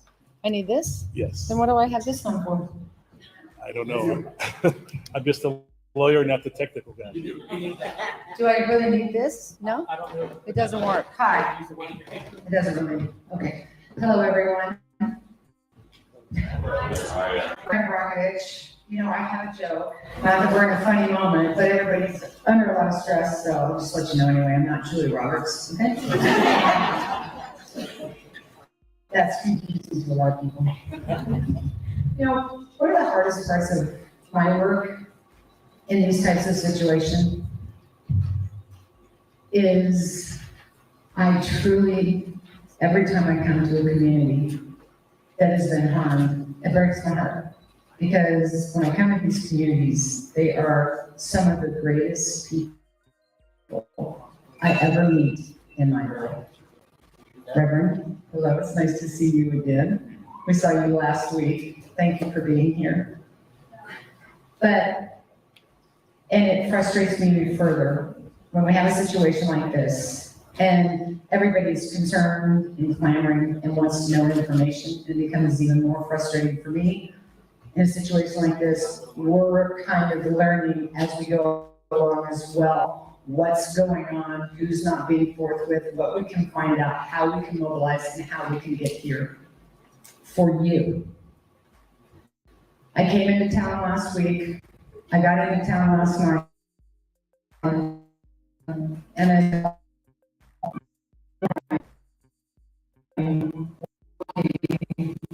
talking to and getting to know a lot of the residents within the 1 mile containment zone. I left so frustrated. I felt like I was dizzy with information. I found myself physically shaking because I could feel and understand their frustration. I was shocked at the photos they had of what was happening that night, right there in their own backyard. I was shocked at some of the images and photos that they were taking when this explosion occurred, and wondering how far, how wide that fallout could have been. I know that is a concern for so many people we're talking to. I was stunned to listen at some of the health problems that they are experiencing. I just want to pause this real quick because I apologize. I've been trying to find another news channel that streamed this because I don't know why they gave her a microphone that sounds the way that that microphone does when we just heard that gentleman in the very beginning, and I could totally hear what he was saying. Now I'm kind of having a hard time a little bit hearing what she's saying, but I'm reading the closed captioning. So I put the link up to the video for yourself if you'd like to chill back some time and listen to this if you are having issues hearing it. And I appreciate you hanging out. I have a private link for you to view. Oh, wow, cool. Yeah. Can you send it to my whatever, email or Twitter or whatever? Oh my gosh, I appreciate that. And thank you again for that shout out. I loved her movie. Let's all watch it again. Is it on Amazon Prime? Or is it a free movie on YouTube? because I think we can watch it either Amazon Prime on Twitch, but you have to be an Amazon Prime member. But let's see if there's like a free version of it on YouTube. Or I don't know if there's a way that I could stream it where we could all watch it together. That is a good movie. Hell, we could probably look for some documentaries on it on YouTube and just watch that. It'll almost be like watching a movie in a way. So sorry again if you're having a hard time hearing. I'm going to mute the music completely. And where I get super frustrated when I get into these communities after anything like this is for some reason, nobody wants to listen to them or to the people to which this very act happens to. And to hear once again from these folks that they're continually repeating, we trusted you, you were told it's safe to come back in this entire area that was evacuated, yet we come back and we continue to tell you, we can't breathe, we're having throat issues, we have headaches, we can smell things, something is still not right. And they've gone to the doctor and they've shared the photos of going to the doctor with pits in their throats have been burned, but yet they can't get anybody to give them information. And that's the thing that happens for all of us. And my frustration is, and to give you a little background on me, I began my work in Hinkley, California when I was 31 years old. I'm 62 years old today. I'm a grandmother of 4. And I cannot believe, once again, in a 30-year window, we continue to have disasters like this. We continue to cut maintenance. We continue to cut infrastructure funding. We continue to push away oversight, regulations. We have no coverage. We have no enforcement. And then another disaster happens. I just don't feel like in a 30-year window we've made much progress. And I'm really, really beginning to become concerned, not as an alarmist, but to be here with another community. This is going to be a large community of everyone's concern about something that I don't know that maybe we've forgotten about, but I don't think you've forgotten about. And something I grew up with. I was born and raised in Kansas. And I was taught the greatest and most valuable gifts we have is our land to grow our food, our water, and our people, and our health. That's what matters. And we stand here in the breadbasket of America with everybody concerned about what will be the outcome to our land, to our water, to our farms, to the food we grow, to our children, and the legacy of what we want to leave. And it all feels like it's in jeopardy. I'm here for you. I've done this for 30 years. I have done this across this country, and it makes me sad to be here with all of you and the uncertainty about our future. So we want to be able to, again, to answer some of your questions. There seems to be a void about who's getting what information. Certain agencies that we feel should be giving us that information, they in fact themselves don't know. I don't want to get lost in the politics of anything. I want to stay very focused on who did this, Norfolk Southern Railroad, and what's happening to the people. And that's where I want to stay focused. We know how this has happened and what we need to do now. Everything matters. How we progress and move forward and mobilize and give you the best information we can. I'm one of those people that I work better with worst case scenario, because at least I know what to prepare for and what to plan for. And I can't do that if you don't tell me the truth. At least you can be heard. Beautiful point. And thank you very much. And that's exactly what happened today in doing the media. This is your story. People need to be talking to you. And we had a moment today where the people actually got to talk to the media, that actually got to hear from them. Communities oftentimes feel like they're gaslit, like they're not seen, they're not heard, that their voice doesn't matter. And you do. I'm telling you, I have learned from these communities. You guys are very smart. And this is a moment where every instinct you have will kick in, it will kick up. You know what you're talking about, you know what you've experienced, you know what you're going through. And you are absolutely right. We need to hear from you. Everybody needs to hear from you because this happened to you. So that's where we want to stay focused and how we can give you the best information we do know or don't know.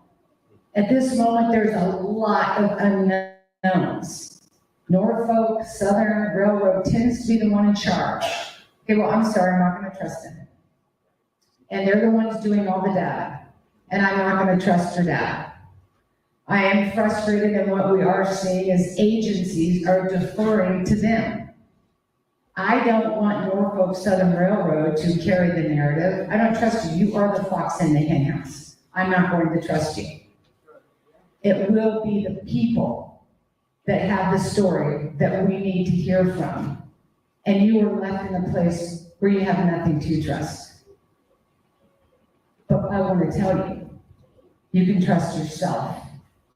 You can trust your neighbor. You've had a shared experience. And to come from what you already know, a common sense place right here, what happened to you and what your concerns are, and how we can get that story out there so you are seen, so you are heard. And it's pretty frustrating when we're in a whole mess of leaders and agencies and corporations, information not being disclosed, and in some instances they have it. But what I get frustrated for you for is the inconsistent message. If you don't know, say you don't know. And you need to hear what the people are experiencing. They're having problems. Their animals are having problems. We're pushing a month now.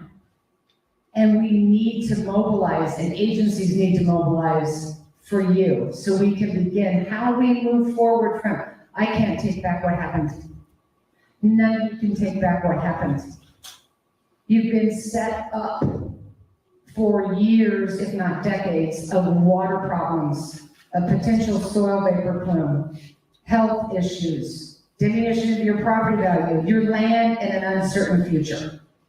So I think it's very important from this moment forward, how we move forward in better protecting you, giving you the information so that you can have at least some idea, some plan, some preparedness for what might come or how you move forward. Exactly. That's why, I want to say thank you to everybody that reached out about sending bottled water and such like that. But she's exactly right. They didn't think about us. And I'm talking about all of the areas that are affected. They didn't think about us. But we're in a situation where it happened to us. And we're in a situation where we have to react. And so we have to accept the fact that it did happen, even though it shouldn't have. We have to accept that it did happen, and we just have to be aware and understand and keep making sure that the truth is being told. Because once the people, they want everybody to stop talking. Because once everybody stops talking, then it's no longer a subject. And then when it's no longer a subject, everybody forgets, right? So as long as we keep talking, as long as we keep allowing people to talk, as long as the message is still continuing to be put out there, this topic, this subject, this stuff on people's minds won't go away. They can't forget about it. They can't dismiss it. They can't do any of that. It's going to take a long time.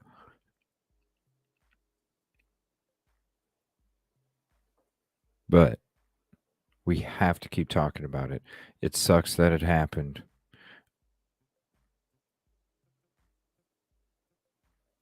But they should be buying up this whole city. They should be full value of these homes. Buy the city up Norfolk Southern. Use it. Shit happened already. You done did what you did. Buy everybody's property out. Get them out of that area. They're already affected. Don't continue to make them be affected. Ain't nobody buying their property. And ain't nobody buying their property at the level that it's supposed to be valued at. Buy their property out.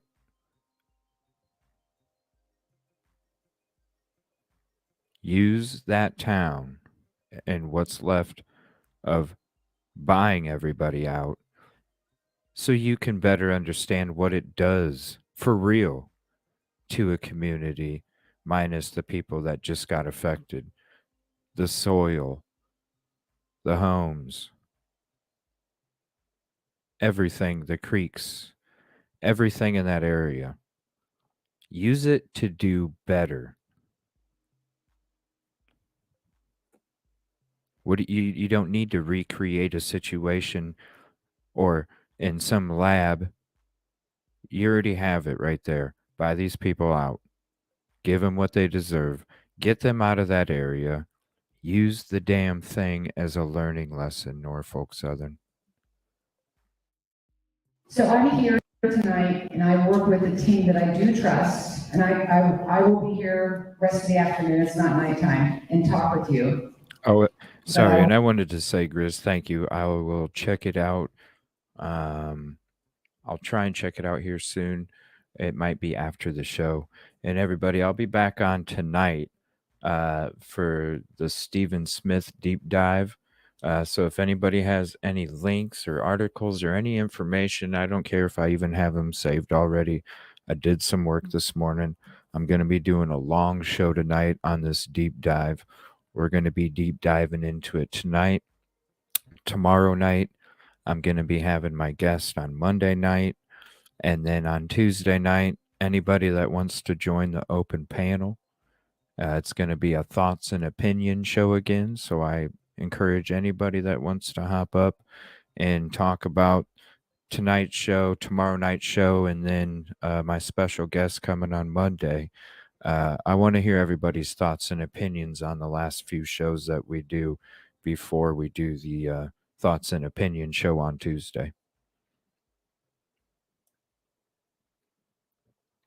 Yeah, Kip Kitty. I think the only thing that'll work is if we just try and find some doc, because even if I did pay for it, it would probably get shut down because I can't stream it. You know what I'm saying? So I'm thinking the only way that we could really do something like that is if we just watch some documentaries about her that people made on YouTube, and then we could be cool doing it that way. I think that's the only way that it'll work for YouTube streaming. Now, if it's just for Twitch, then I can stream Amazon Prime, but other people have to be an Amazon Prime member in order to join that stream. So I really think the only way that we could really do it is if we just find some really, decent sized documentaries on her herself. I'm sure there's some out there. And then we could just chill back and watch those some evening. All right, I'm going to go ahead and hit play again. And thank you, everybody, for hanging out, whether you're in live or replay. And if you're hanging out and just checking out the show, please hit the subscribe button if you enjoy it. And I'd love to hear from you. And we can just add your name and logos. Cool. Yeah, man. I'm going to check it out. And even before we do that, I might try and see if I can throw it up for the stream tonight. I appreciate that. Definitely appreciate that. And let me throw your link in the chat as well. And Cassie's got a new little small business that she's got going too. I got to update those links as well. Thank you, Grizz. I appreciate that. Let you know, we see you, I hear you, and we want to work with you in whatever means we can. I have people calling me every single day that just need support, and we won't have all the answers, not yet. But that will come, but we need the answers sooner than later, or otherwise we become a community again that sits in that frog in the pot with the boiling water. And it just gets hotter and hotter and hotter, and when you jump, it's too late. We don't want that to happen another time in this community, and it's upsetting. 30 years, and we still are doing the same thing over and over again, expecting a different result. I've always said, and I just feel it, this community, what's happened in Ohio, I don't think we'll be the town remembered that had the train rail to development that we all forget about. I think this will be the community where change occurs.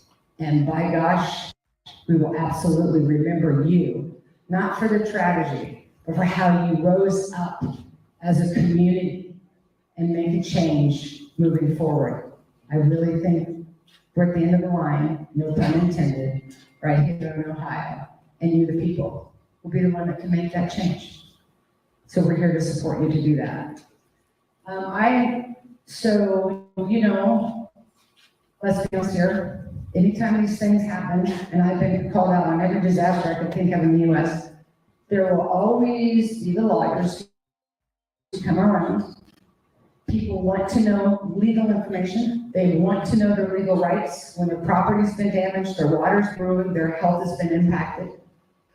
I consult with the law team that I've worked with all the way back to the PG&E fires, who are on the ground, and they stay on the ground with you till this is over, that are able to give you the information, ask your questions.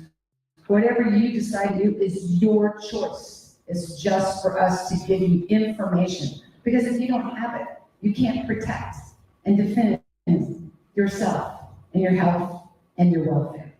So it's to give you the best information possible so you can make the best decision for yourself and for your family, however it is you want to move forward. So Michael Watts is here. He's got quite a PowerPoint presentation. There's some stuff there that's frankly gonna maybe scare you. One thing I do know is communities, they handle the truth. They'll process it. They may not want to hear it. They may not like it. But what they won't handle is being misled or being lied to, especially when it comes to the health and the welfare of them and their family. So he has a long presentation, and I believe during that presentation, Bob Bocock will also be talking about a lot of water issues. Everybody has concerns and questions about the well water. Is the water impacted? What will happen in the future? So with that, here comes Michael Watts. Is it still 160 slides? You don't know? Okay, so this is why I'm not going to talk anymore. This is Michael Watts. He and I have worked together on many environmental situations, and I'm a fan because he's true to his word and he's there for the people. I've seen it too many times, and he will mobilize here and he will stay here with all of you and set up offices here till the end of the line. So with that, Michael Watts, he's got a presentation. So. Okay. And we'll go ahead and sit back and watch this presentation too. I clicked on that link, Pam. Here's the link, but it's just given me a preview. It says I have to buy or rent the full version. So that's what if I have to buy it or rent it, then I won't be able to stream it because it's monetized. And with it being monetized, if I stream it, then my channel will get a strike. So that's why I'm saying if we just find, ooh, they're not even letting me put it on screen. Oh, yeah, see. I have to buy it or rent it. It's just a 2 minute and 26 second preview.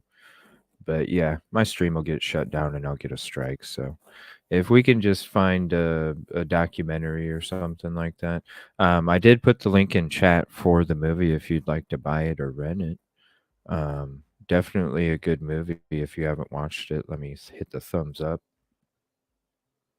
Um, yeah, so I won't be able to stream it unless we find a documentary or something that another channel made. Then I probably will be okay. That's still not 100% for sure.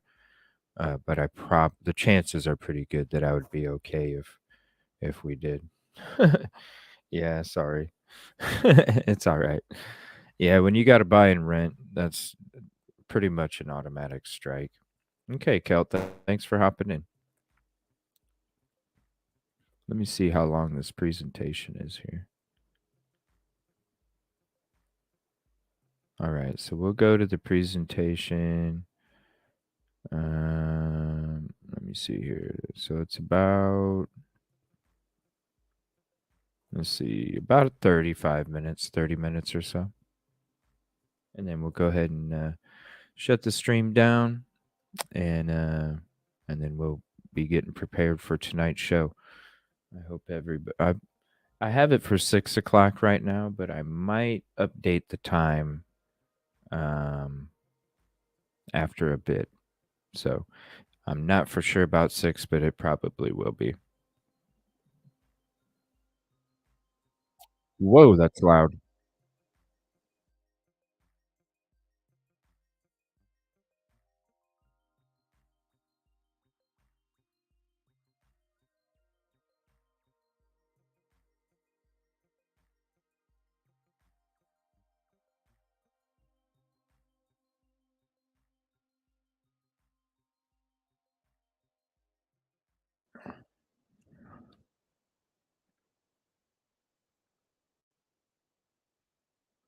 Oh, hold on one second. Let me see here. I needed to share this link from Ava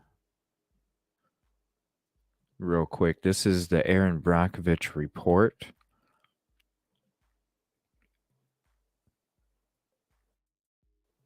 And this is her own website. Thank you, Ava, for this link. thebrockovichreport.com. So it's a newsletter that she has. So I definitely suggest for you to check it out. All right, we're going to go back to this gentleman here that has a demonstration. And then let me see, where's it at? Whoops. Oh, well, here, we'll just say that. Office is here till the end of the line. So with that, Michael Watson, he's got a presentation. Michael Watson? All right, I'm going to mute that applause because that is loud. I think she said Michael Watson. I don't see anything about it. Okay. Who was at the school last Friday? All right. I want to kind of give you some backstory. I'm in a long way of going with that. I'm here because of the Valero Energy Company. It's a company in San Antonio where I used to live, and their main lawyer's son was my son. He called me one day. He goes, "Why don't you represent us?" I don't represent the little guy, not the big company. And he goes, "Well, and so he asked me to get involved in this lawsuit up in San Francisco, where somebody from PG&E shut the power off and gummed up the works in one of the refineries, and they had to shut down for 35 days. It cost them $100 million. And so we went up in Sacramento, and I was there for 2 days. And the second day, my throat felt a little bit like yours. I could not breathe. It just felt like my larynx was closing down. And it turned out that the California fires in 2017 had just started while I was out there. And I became transfixed about people. There were 5,500 people whose houses burned down in one night because that utility pole started a fire.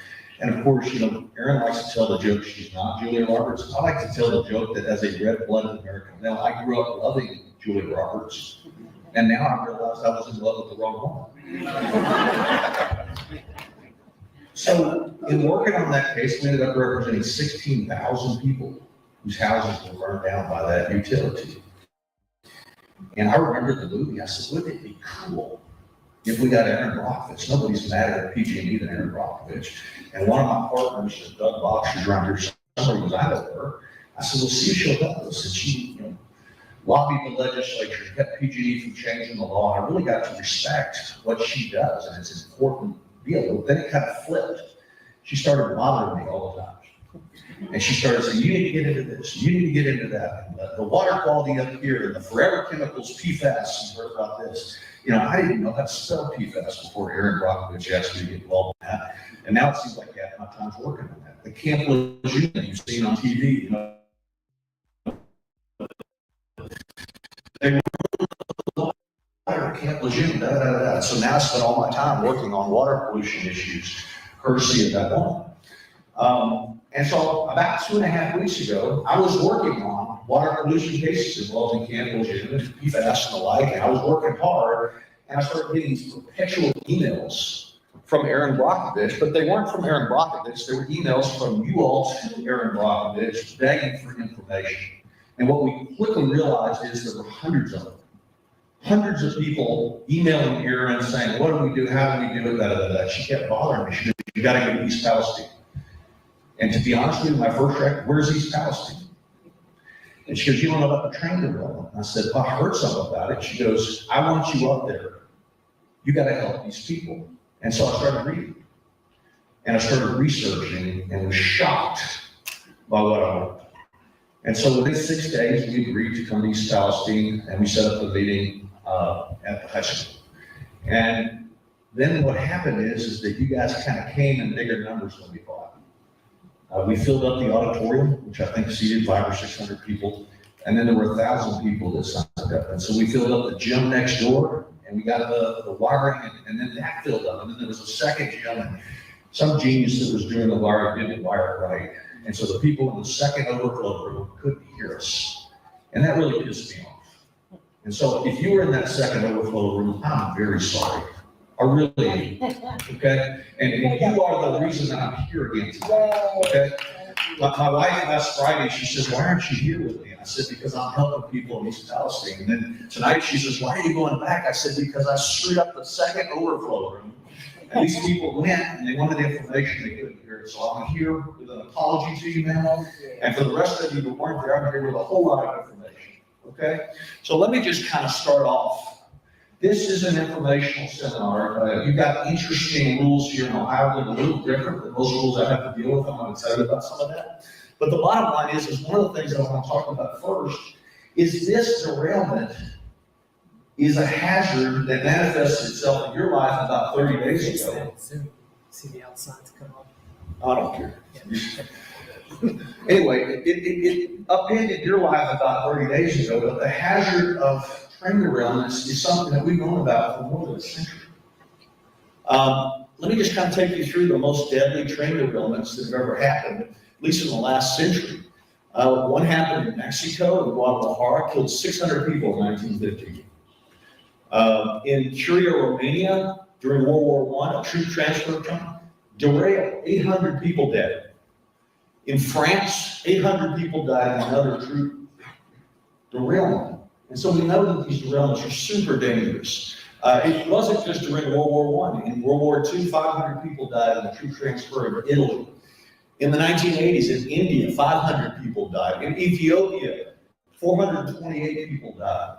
Over and over and over again, you might be asking the question, yeah, but that's in the third world. That's not something that happens to us here in the United States. Of course, you know better now. But the fact of the matter is the hazard of train derailments doesn't just happen over in Russia and in Ethiopia and the like. We've had it here in the United States. It's a hazard that's been known for a long time. Just in the last 30 years, and I started in 1991 because that is the date when a 31-year-old paralegal named Erin Brockovich started getting in the face of PG&E. This is just since Erin's been doing what she's been doing. Out in California, 19,000 gallons of herbicide were dumped into the most pristine river I've ever seen during a train derailment. 1992 up in Wisconsin, 15,000 gallons of benzene, which is a well-known carcinogen that causes leukemia, was released because of a train derailment. In North Dakota, in 2002, 146,700 gallons of ammonia. You know you're not supposed to breathe ammonia, but it was released because of a train derailment. In Paulsbury, New Jersey, and I'm going to come back to this one in 2012, a train derailment, 23,000 gallons of vinyl chloride, a chemical that you may be now familiar with, was released about 11 years ago. Want to guess the train company was? The same one. So there's different reasons for train derailments, and I'm not saying these are all caused for the same reason, but the bottom line is that it puts these companies on notice that this is a hazard, that you have to take special steps. You need to do extra things from the standpoint of safety, particularly when you choose, as a common carrier, to transport the most toxic chemicals ever invented by mankind, like vinyl chloride. You can't take risks when you're transporting vinyl chloride, or things like what happened a decade ago in Paulsboro, New Jersey will happen. And we'll get back to that, because we've learned a lot. And I've talked to people in Paulsboro that I want to tell you about since last Friday. Tennessee, 24,000 says deaths. I need to fix that, Tom. Another chemical, it's 24,000 gallons. But the bottom line is the train derailment hazard we've seen all over the world is a hazard that's manifested itself here in the United States long before it happens in your community. Now, what about Norfolk Southern specifically? To coin a Texas phrase, is this her first rodeo? In the rodeo known as train derailment? Nope. Just picking up some of them. In 2002, 10,600 gallons of sulfuric acid was released into the environment during a Norfolk Southern derailment in Farragut, Tennessee, 2002. In Paulsboro, I told you about this, Norfolk Southern, 23,000 gallons of vinyl chloride.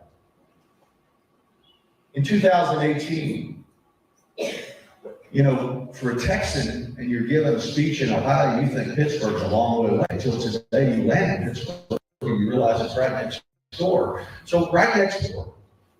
Fortunately, they were carrying Listerine and Pampers, but 46 double-stacked cars and 23 well cars ended up jumping the tracks not 50 miles from here. This is a Norfolk Southern derailment. They know it can happen. They know what happens when they're carrying chemicals, a herbicide, 1.1 million pounds, all sorts of stuff that you know about happen here, and vinyl chloride and the like. So I asked my law lawyers, hey, can you research the cases? Has anybody ever died from one of these Norfolk Southern train derailments? And the fact of the matter is you can go into the lawyer equivalent of Google, we call it Westlaw, and you can type in Norfolk Southern and see reported cases where they've been sued before for derailments. And so we did. My lawyer, Travis Headley, got to work on this, and he found all sorts of cases that then I got to read, and we realized that Norfolk Southern has a long and rich history of derailing trains. And when I say a rich history, they were derailing trains while they were rich. They could have stopped it. And so we read all those cases, and we picked up a bunch of reported cases where they were the defendant, where derailments happened. But I want to talk to you about just one of them. This is the one in Paulsboro.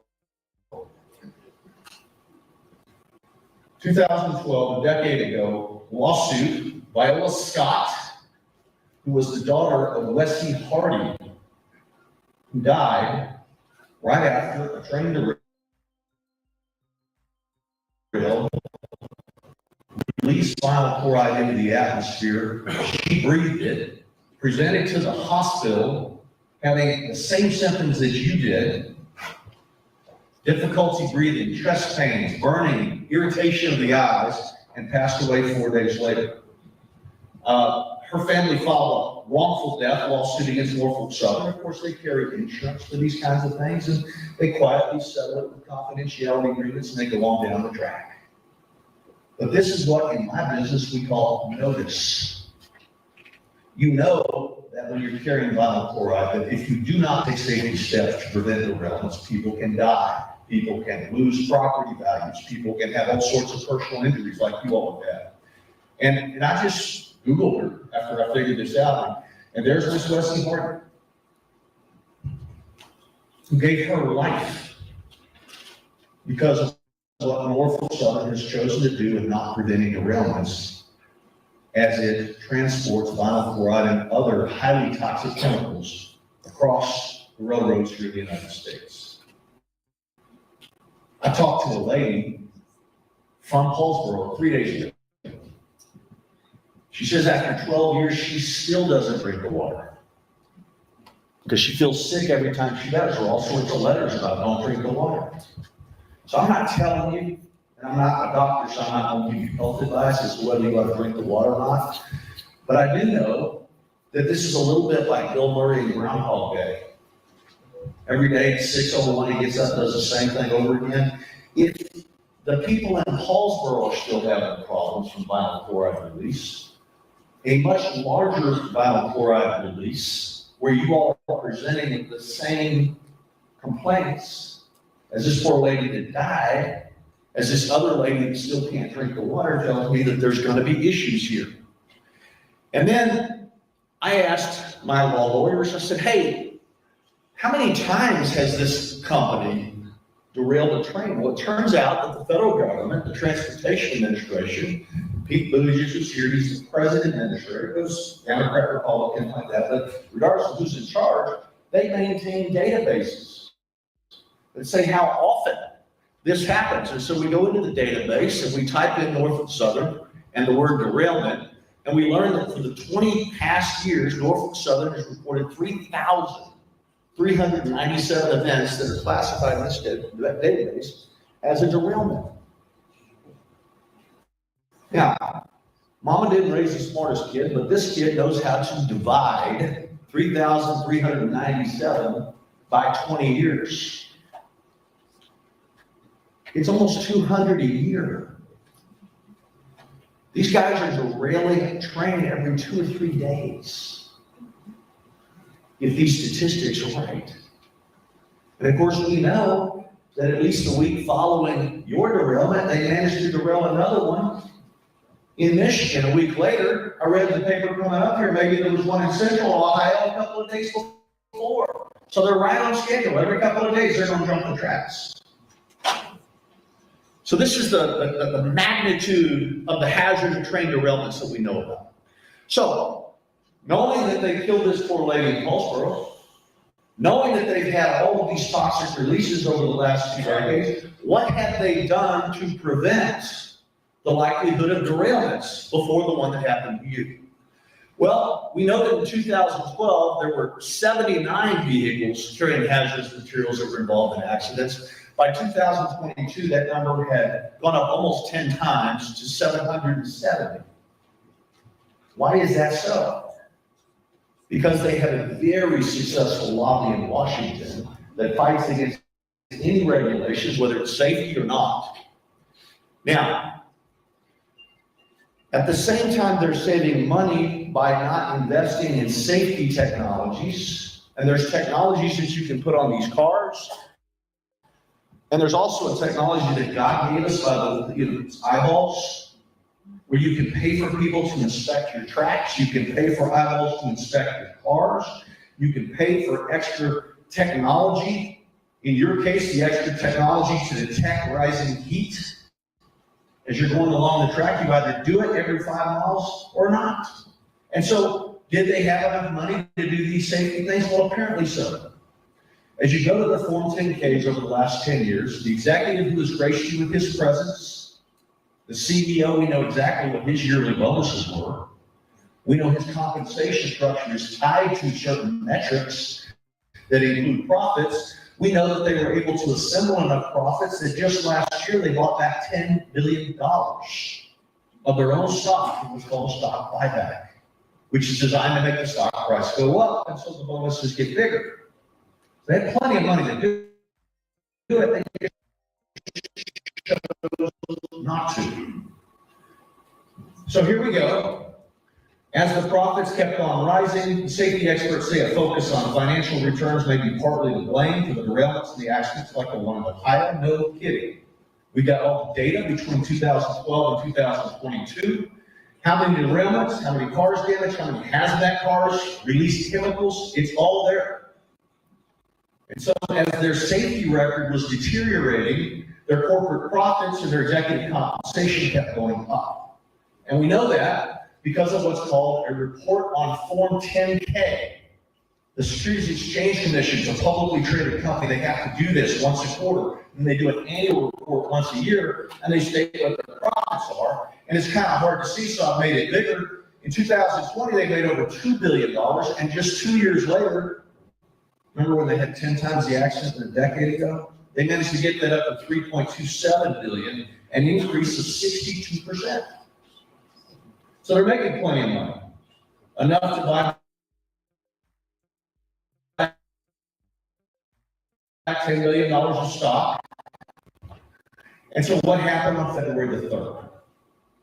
You know, last Friday, I've met with a bunch of lawyers. We're getting everything organized, and I'll tell you all about it. So we came, we went to the site, we did some interviews, we talked to a bunch of people, and then I drove to Canton to meet with some lawyers on your case. And I drove by a beautiful, nice town, you've been there, Salem, Ohio, and there's an outfit by the name of Butech Bliss that has a facility. It's a rolling mill equipment factory, but they also have something called a surveillance video. And their surveillance video camera happened to be pointing towards the track. And so we see that some 20, 30 miles back, one of their cars was on fire. We've since learned that that's a result of what's called a hot axle and plastic pellets in the rail car. And here's the screenshot from that company's surveillance video. And when we make it a little bigger, you can see that way back in Salem, one of their cars is on fire. Okay? Now, I had not been in the rail industry for 50 years. But even me, with my limited experience, understands the idea this ain't good. So what technologies did you employ to tell your crew when something's on fire that you've got a problem that can manifest itself and lead to a derailment? So we're going to talk about that next. The bottom line is that we've got temperature readings. I'm sorry this is kind of fuzzy. Last week you could read it. But the temperatures are going up every 10 miles by a whole lot. And there's readings that go up, and they can set the temperature above ambient temperature at which they're going to give an alarm to the crew. So since the time that the fire started, the temperature readers, it's a device along the track, are showing an increase in temperature, but the crew is not being told because Norfolk Southern has set the threshold for the alarm to go off so high, it doesn't go off until it's like 117 degrees above ambient temperature. And so it's rolling right down the track towards your town while on fire, and apparently the crew doesn't have a clue until they get to some 253 degrees above ambient temperature. And then at that point, the alarm goes off. Now, we don't know exactly what the procedures were. There's some indication that maybe there were policies about we don't tell the crew when the alarm goes off. It goes to central casting, but not to the crew. I'm not going to say that happened here yet, okay? The bottom line is at some point the crew finds out they've got a problem. They initiate the brakes, okay? There's a lot of scrum in the paper about the brakes, but the bottom line is that they had a problem from the standpoint of the brakes. And during the deceleration, an automatic emergency brake application initiated, and the train eventually came to a stop, but during that brake application, there was another issue that deals with maintenance, and that led to a problem. And if you look at the report of the NTSB, we can see the following. Number one, the initial fire was the result of a hot axle and the plastic pellets in the rail car. The detectors that are 30 and 20 miles away didn't record temperatures above Norfolk Southern's alarm threshold, so the crew didn't have a clue. When the train reached the third monitor, a bearing in the 23rd rail car measured 253 degrees Fahrenheit above ambient temperature, well above the critical level, so an alarm went off. Now, who got that alarm, I don't know yet. But the NTSB, the chair of the NTSB, said had there been an additional detector earlier, the derailment may not have occurred. No kidding. Okay, so we got questions about why not more heat detectors. What was the communication rule about when you went above? Why'd you pick the threshold so high? Just tell them whenever it was rising. Okay? All right. So the crew receives a warning at some point, and we'll take their depositions and get all of this, telling them to immediately slow and to stop the train. During the deceleration, after they apply the brakes, the rail car wheel bearing fails. So we got maintenance issue number 2. Maintenance issue number 1 is why the fire in the first place. All sorts of process issues about why the detectors set off the alarm earlier so they could stop the train way before it gets to East Palestine. And the third issue is another maintenance issue. What the hell's going on with the rail car wheel bearing failing? The interesting thing is that the NTSB report says there are various causes for these roller bearings to overheat, including 1, fatigue cracking, 2, water damage, and 3, mechanical damage. This is where the budget from the standpoint of inspections means everything. And I'm telling you folks, it's almost like that movie with Robert Redford, All the President's Men, where Deep Throat keeps saying, follow the money. I promise you, I've been doing this for 33 years. Decisions about how often to inspect, what kind of maintenance firm, what kind of technology you're going to do, come down to, are you going to spend the money on safety, or are you going to put it in executives' pockets and buy back stocks? It's a choice. And when we get in their file cabinets, we will see the documents with respect to projected profits, anticipated profits, bonuses tied to profit levels, maintenance deferrals, fighting regulation in Washington to keep from having to do things that may cost money, that can prevent something as simple as fatigue cracking, water damage, and mechanical damage, that can cause an application of the brakes not at high speed to cause a train that's over 1.5 miles long to jump the tracks. That should not happen. And so here we are. Now, you've all got a different story. Thank you for And of course, we're hanging going to out. want to hear that story from each of you. I can't wait for tonight. It's going to be a good show. The tail of the tape is 38 cars derailed. Fire damage an additional 12 cars, according to the NTSB. Here's one of the photographs of the train of fire. This is what you all saw before they made the decision to do what they called a controlled burn of vinyl chloride a couple of days later. Now look, on this controlled burn, anytime there's one of these big events, people want to light up everybody for everything that happened. And it's real important when you Bye, Cherry. Thanks for hanging out. get the facts. And the bottom line is, I just want to tell you, I don't know whose call it was. I don't think it was relevant. I think it was regulatory authorities. Vinyl chloride is extremely combustible, extremely flammable. And I think this controlled burn, rightly or wrongly, was an effort to keep your town from blowing up. Okay? I'm not saying you're happy about it, I'm not asking you to be happy about it, but the more I read about it, I kind of get the idea. Okay? Now, so we have the controlled burn.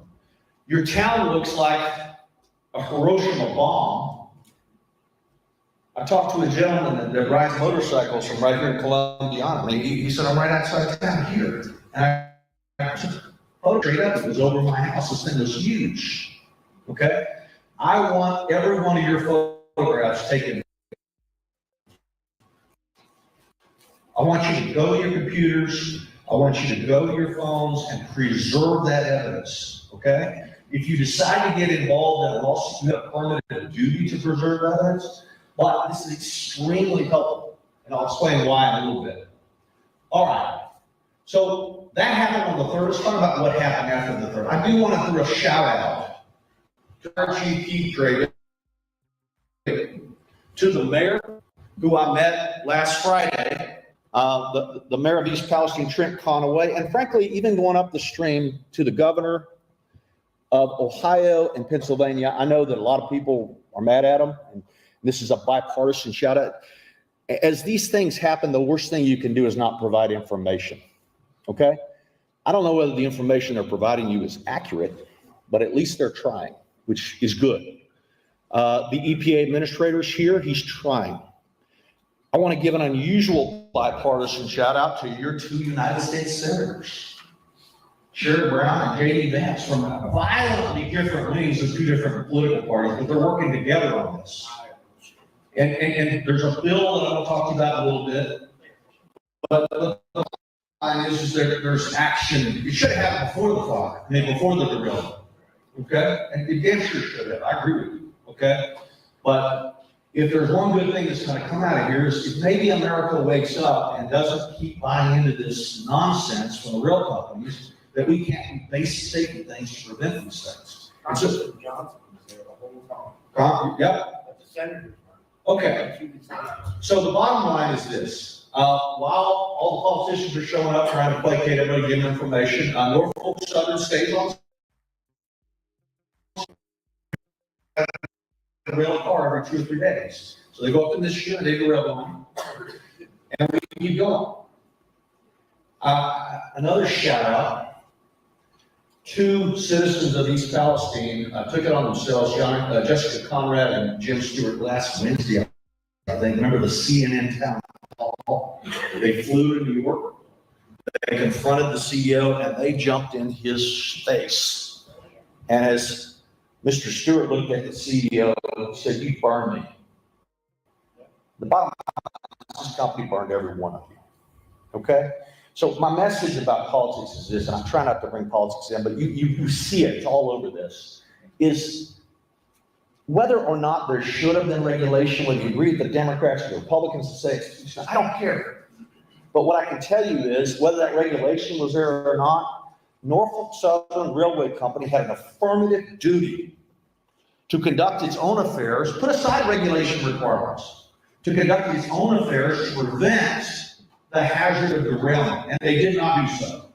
They are legally responsible for what happened to you, as you saw when the EPA has forcibly ordered them to cover all the cleanup costs, okay? All right. I do a lot of litigation involving transportation things, planes going down and the like, and the NTSB, the National Transportation Safety Group, they don't have a reputation of being quick. I've had a bunch of private plane crashes where they seize all the evidence, they put it into a warehouse, and we don't get to see it for a year, and we don't hear a thing until they get around to doing a final report. They do deserve some credit for getting the preliminary report out within 3 weeks to tell us what the hell is going on. And it was a good report. I agree with most of it, okay? All right. But you're in the middle of a political game of who's done it. Everybody's pointing sideways. This comes from the far side.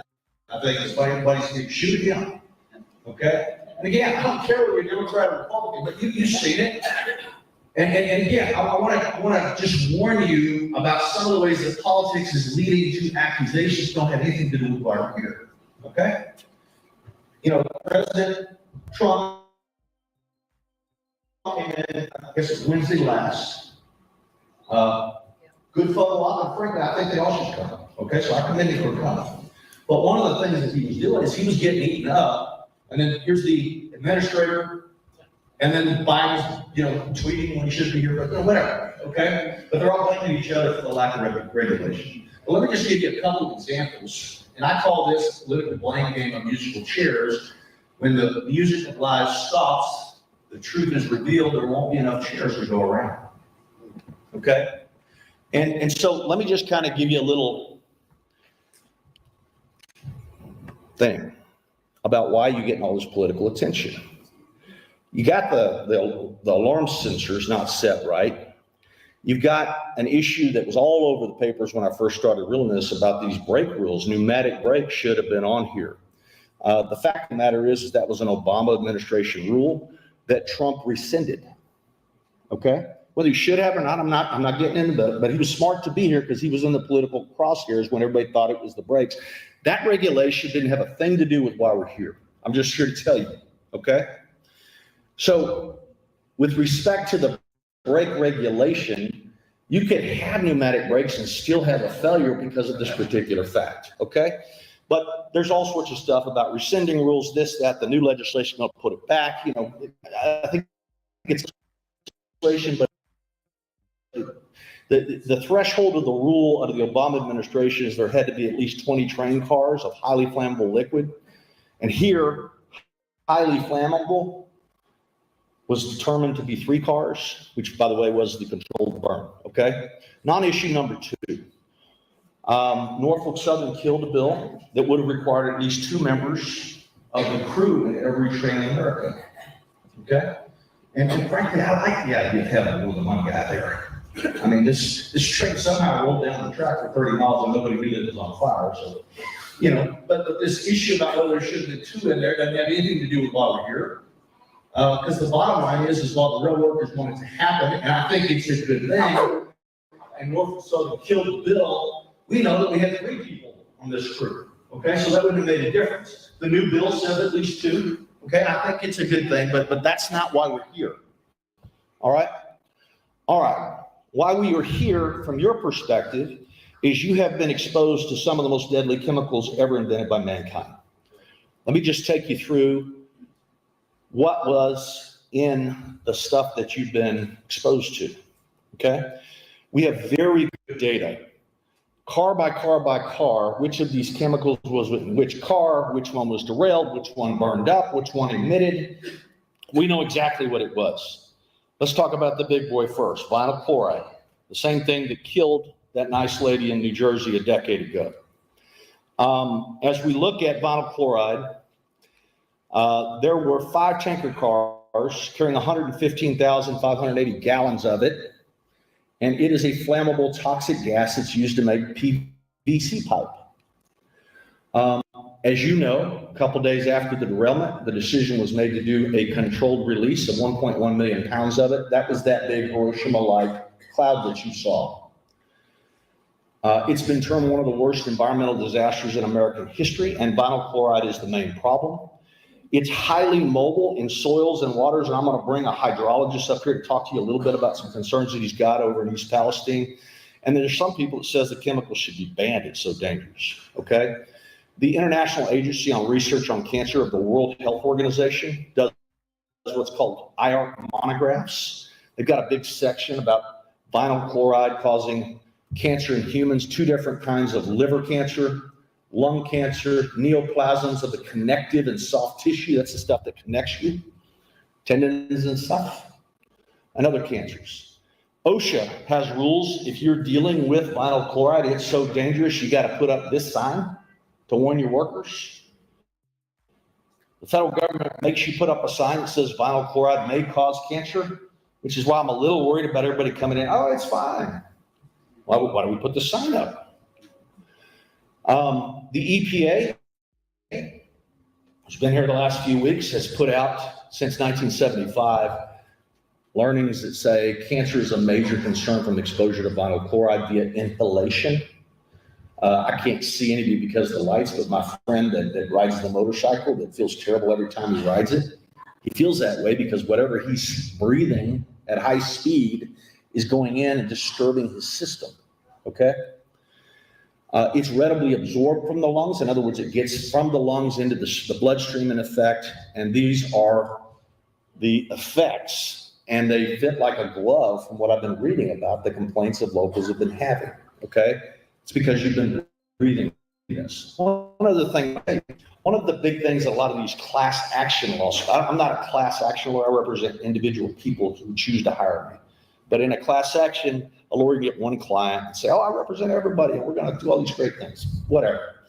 But the bottom line is that these class action lawyers are seeking medical monitoring, which I'm in favor of. I think it's a good thing, okay? You've been exposed to a known cancer causer. In the United States, we don't die of cancer. We die of undiagnosed cancer that metastasizes. There's a difference. Our science is so good. And so the concept behind medical monitoring is when you know people have been exposed to a carcinogen, cause the person or the company that caused that exposure to pay for systematic testing called medical monitoring. So that if somebody does get cancer, we catch it on the front end, we're ready to kill them. Okay? As it happens, if you go to the Code of Federal Regulations, 29 CFR 1910.1017, when somebody is exposed to vinyl chloride in the workplace, a program of medical surveillance shall be instituted. The employee gets an opportunity for exams and tests performed under the supervision of a licensed physician and shall be provided without cost to the employee. Now, let's talk about politics. Squeaky wheels get the most grease, and I hate to use that analogy in a railroad case, but you need to raise absolute hell in Washington. Okay? Anybody that's ever talked to a congressperson or a senator will tell you for every letter they get, they presume there are 100 people that feel the exact same way. Imagine if everybody in this room wrote a letter to Sherrod Brown, wrote a letter to J.D. Vance, wrote a letter to Congressman, we've done a better job being here, and say, guys, I want physician-assisted medical monitoring. I want testing dollars. I want to know what's in my blood, what's in my urine, what's in my water, what's in my soil. And I don't have the money to pay for it. There is a discussion about Congress allocating dollars to the citizens of East Palestine and Colombia, the people that were exposed, and that can come in different formats, okay? It can come from the standpoint of liberating resources so that you all can get tested as often as we think you need to. They certainly do it when you have exposure at the workplace. Second chemical, butyl acrylate. One of its makers, Mitsubishi, says it's a raw material for fiber processing agents, adhesives, coatings, plastic, acrylic, rubber, and emulsions. It irritates the skin, the mucous membranes, the upper respiratory tract, the digestive tract. It causes headache, dizziness, tiredness, nausea, and vomiting. You can read right out of the local paper. Okay? People were exposed to this. Rashes, itches, swelling, trouble breathing, tingling of the hands and feet, dizziness, lightheadedness, chest pain, muscle pain, or flushing. You're breathing this stuff, which is why you have these conditions. Ethylene glycol. It's antifreeze. Now, I was raised by an only child who didn't know how to work on cars, but even my father was successful in teaching me not to drink antifreeze. Okay? It's a solid used in the paint and plastic industry. My parents didn't even need to teach me not to drink paint. Okay? But ethylene glycol can cause death if swallowed, harm to exposed workers. If it can harm exposed workers, it can harm exposed citizens of this county. Okay? There's a study done by a researcher named Pawtucket. This metabolite, in other words, when it burns, of ethylene glycol damages the brain and the lungs through a phenomenon known as metabolic acidosis. It can cause profound shock, organ failure, and death. 2-ethylhexyl acrylate. Mitsubishi makes that as well. It's acrylic acid. It's used for adhesives, coatings, construction materials, acrylic, rubber, and emulsions. Here's all the conditions that it causes according to the Environmental Protection Agency that's telling you everything's great right now. I don't know, I believe you. Isobutylene. It's used for lubricants, adhesives, coating material, sealing material, electrical insulation. Don't eat your electrical wires. Asphalt. Walk on asphalt. Don't pick it up and eat it. It's not good. The people that make it say that this product may displace oxygen and cause rapid suffocation. And then lastly, benzene, the one you all know about. It's a well-known cancer causer. The International Agency of Research on Cancer for decades have said it's a carcinogen. It's used as an additive to unleaded gasoline. Again, don't drink unleaded gasoline. So it's bad to be exposed to it, right? They make us put up signs. It's a cancer hazard. Of course it is. It causes leukemia. Increased incidence of leukemia have been observed in humans occupationally exposed to benzene. The EPA, IARC, all of the different agencies that study these things say it is a known carcinogen, a known human carcinogen, not just based on animal studies. We know it from data. Last one is dioxin. That was not being carried in the train, but when all these other bad things are being burned up through the combustion process, dioxins are created. And dioxins are a chemical known to cause cancer, birth defects, and other reproductive harm. All right, so that is the soup of horribles that you were exposed to. So what do we need to do? There is a difference, you just gotta trust me on this. There is a difference between the court of public opinion and a court of law in federal court, okay? You have a job to do with respect to both. In the court of public opinion, you need to jump on every one of those politicians until that bill that just got introduced includes money to get you tested immediately and persistently. And to get all that crap out of your soil, and out of the water and the like. But in a court of law, I've got to show up with evidence. Before last Friday, when we screwed up the second overflow room, again, I'm sorry, we put up a website, eastpalestinejustice.com, and the reason we did it was to let you know we were coming and to tell you to click here for registration and then click here for a location of testing sites within 50 miles of East Palestine, Ohio. I wanted the list of labs for diagnostic testing to you as quickly as possible. And I'll explain the case why, but I want you to get tested yesterday, okay? If you're in Ohio, there's lots of Quest Diagnostics, there's lists of them. This PowerPoint will be on the website. Just go get tested. Your blood and your urine. I'm not saying it's gonna show up or not. But if it's not there, you'll get some peace of mind. If it is there, you know you've got something to deal with. In Pennsylvania, there's a whole bunch of them as well, okay? If you can't afford the testing, take urine samples and date them. The reason is that in prior benzene release cases, I know that benzene specifically only stays in your body so long and then eventually you dissipate it. And so you can't prove that it was there. It can cause cancer between 1.5 and 15 years later. But I have to prove it was there in a court of law. Okay? It's not enough that you were around and you say you were exposed. I've got to prove it was there. So test your blood, your urine if you can. And then I want to give you a little bit about the people who collected all this information. There's 3 law firms involved. This is Tom Bevan who introduced us. He's got a bunch of lawyers working on this with us. Excellent firm. And all these folks are working with us. My law firm is called Watts Guerra. Alicia O'Neill, my law partner, is here. She helps organize all this stuff. I think she actually came back again today to interview Bernie Kozar's sister, who's agreed to help us. Bernie showed up on Friday, God bless him. And he's just been great. My partner, Jay Henderson, my partner, Paige Bolt, is in the back here, ready to go to work. Doug Boxer is here. His partners, Gary Morrow and Michael Bernard with Sunridge Legal. They're all working on this. And then, of course, we've got non-lawyer consultants, including Erin Brockovich, who is a water expert, a hydrologist. And then I've got a medical doctor that works for me. He's been working on all the toxicology for this. Bob, are you around? I can't see anybody. Right here. Come up here for a second. It is hard when you got a bunch of lights on you. All right, I'm going to go ahead and put the link to this video in chat. If you'd like to watch the rest of this, you're more than welcome. This is the eastpalestine.com website, and this is the gentleman.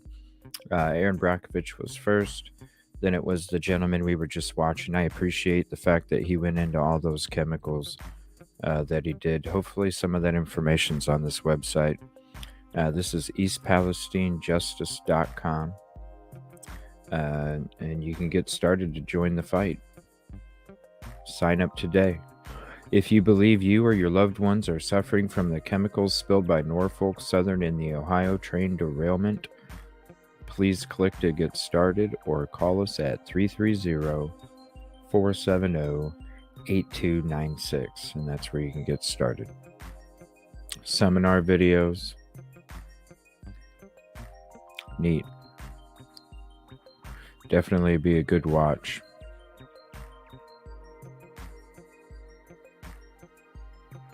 So there's that. I'm going to go ahead and end the show for this afternoon. Thanks for hanging out, whether you're on live or replay. Appreciate your comments. And we're going to go ahead and get ready for tonight's show. It's going to be a lengthy one, and we're going to be getting into a lot of stuff. So please, if you have a notebook and a pen, I'll need your help. Hope you have a peaceful and positive afternoon, and I'll see you later tonight. I appreciate you. See you in a bit.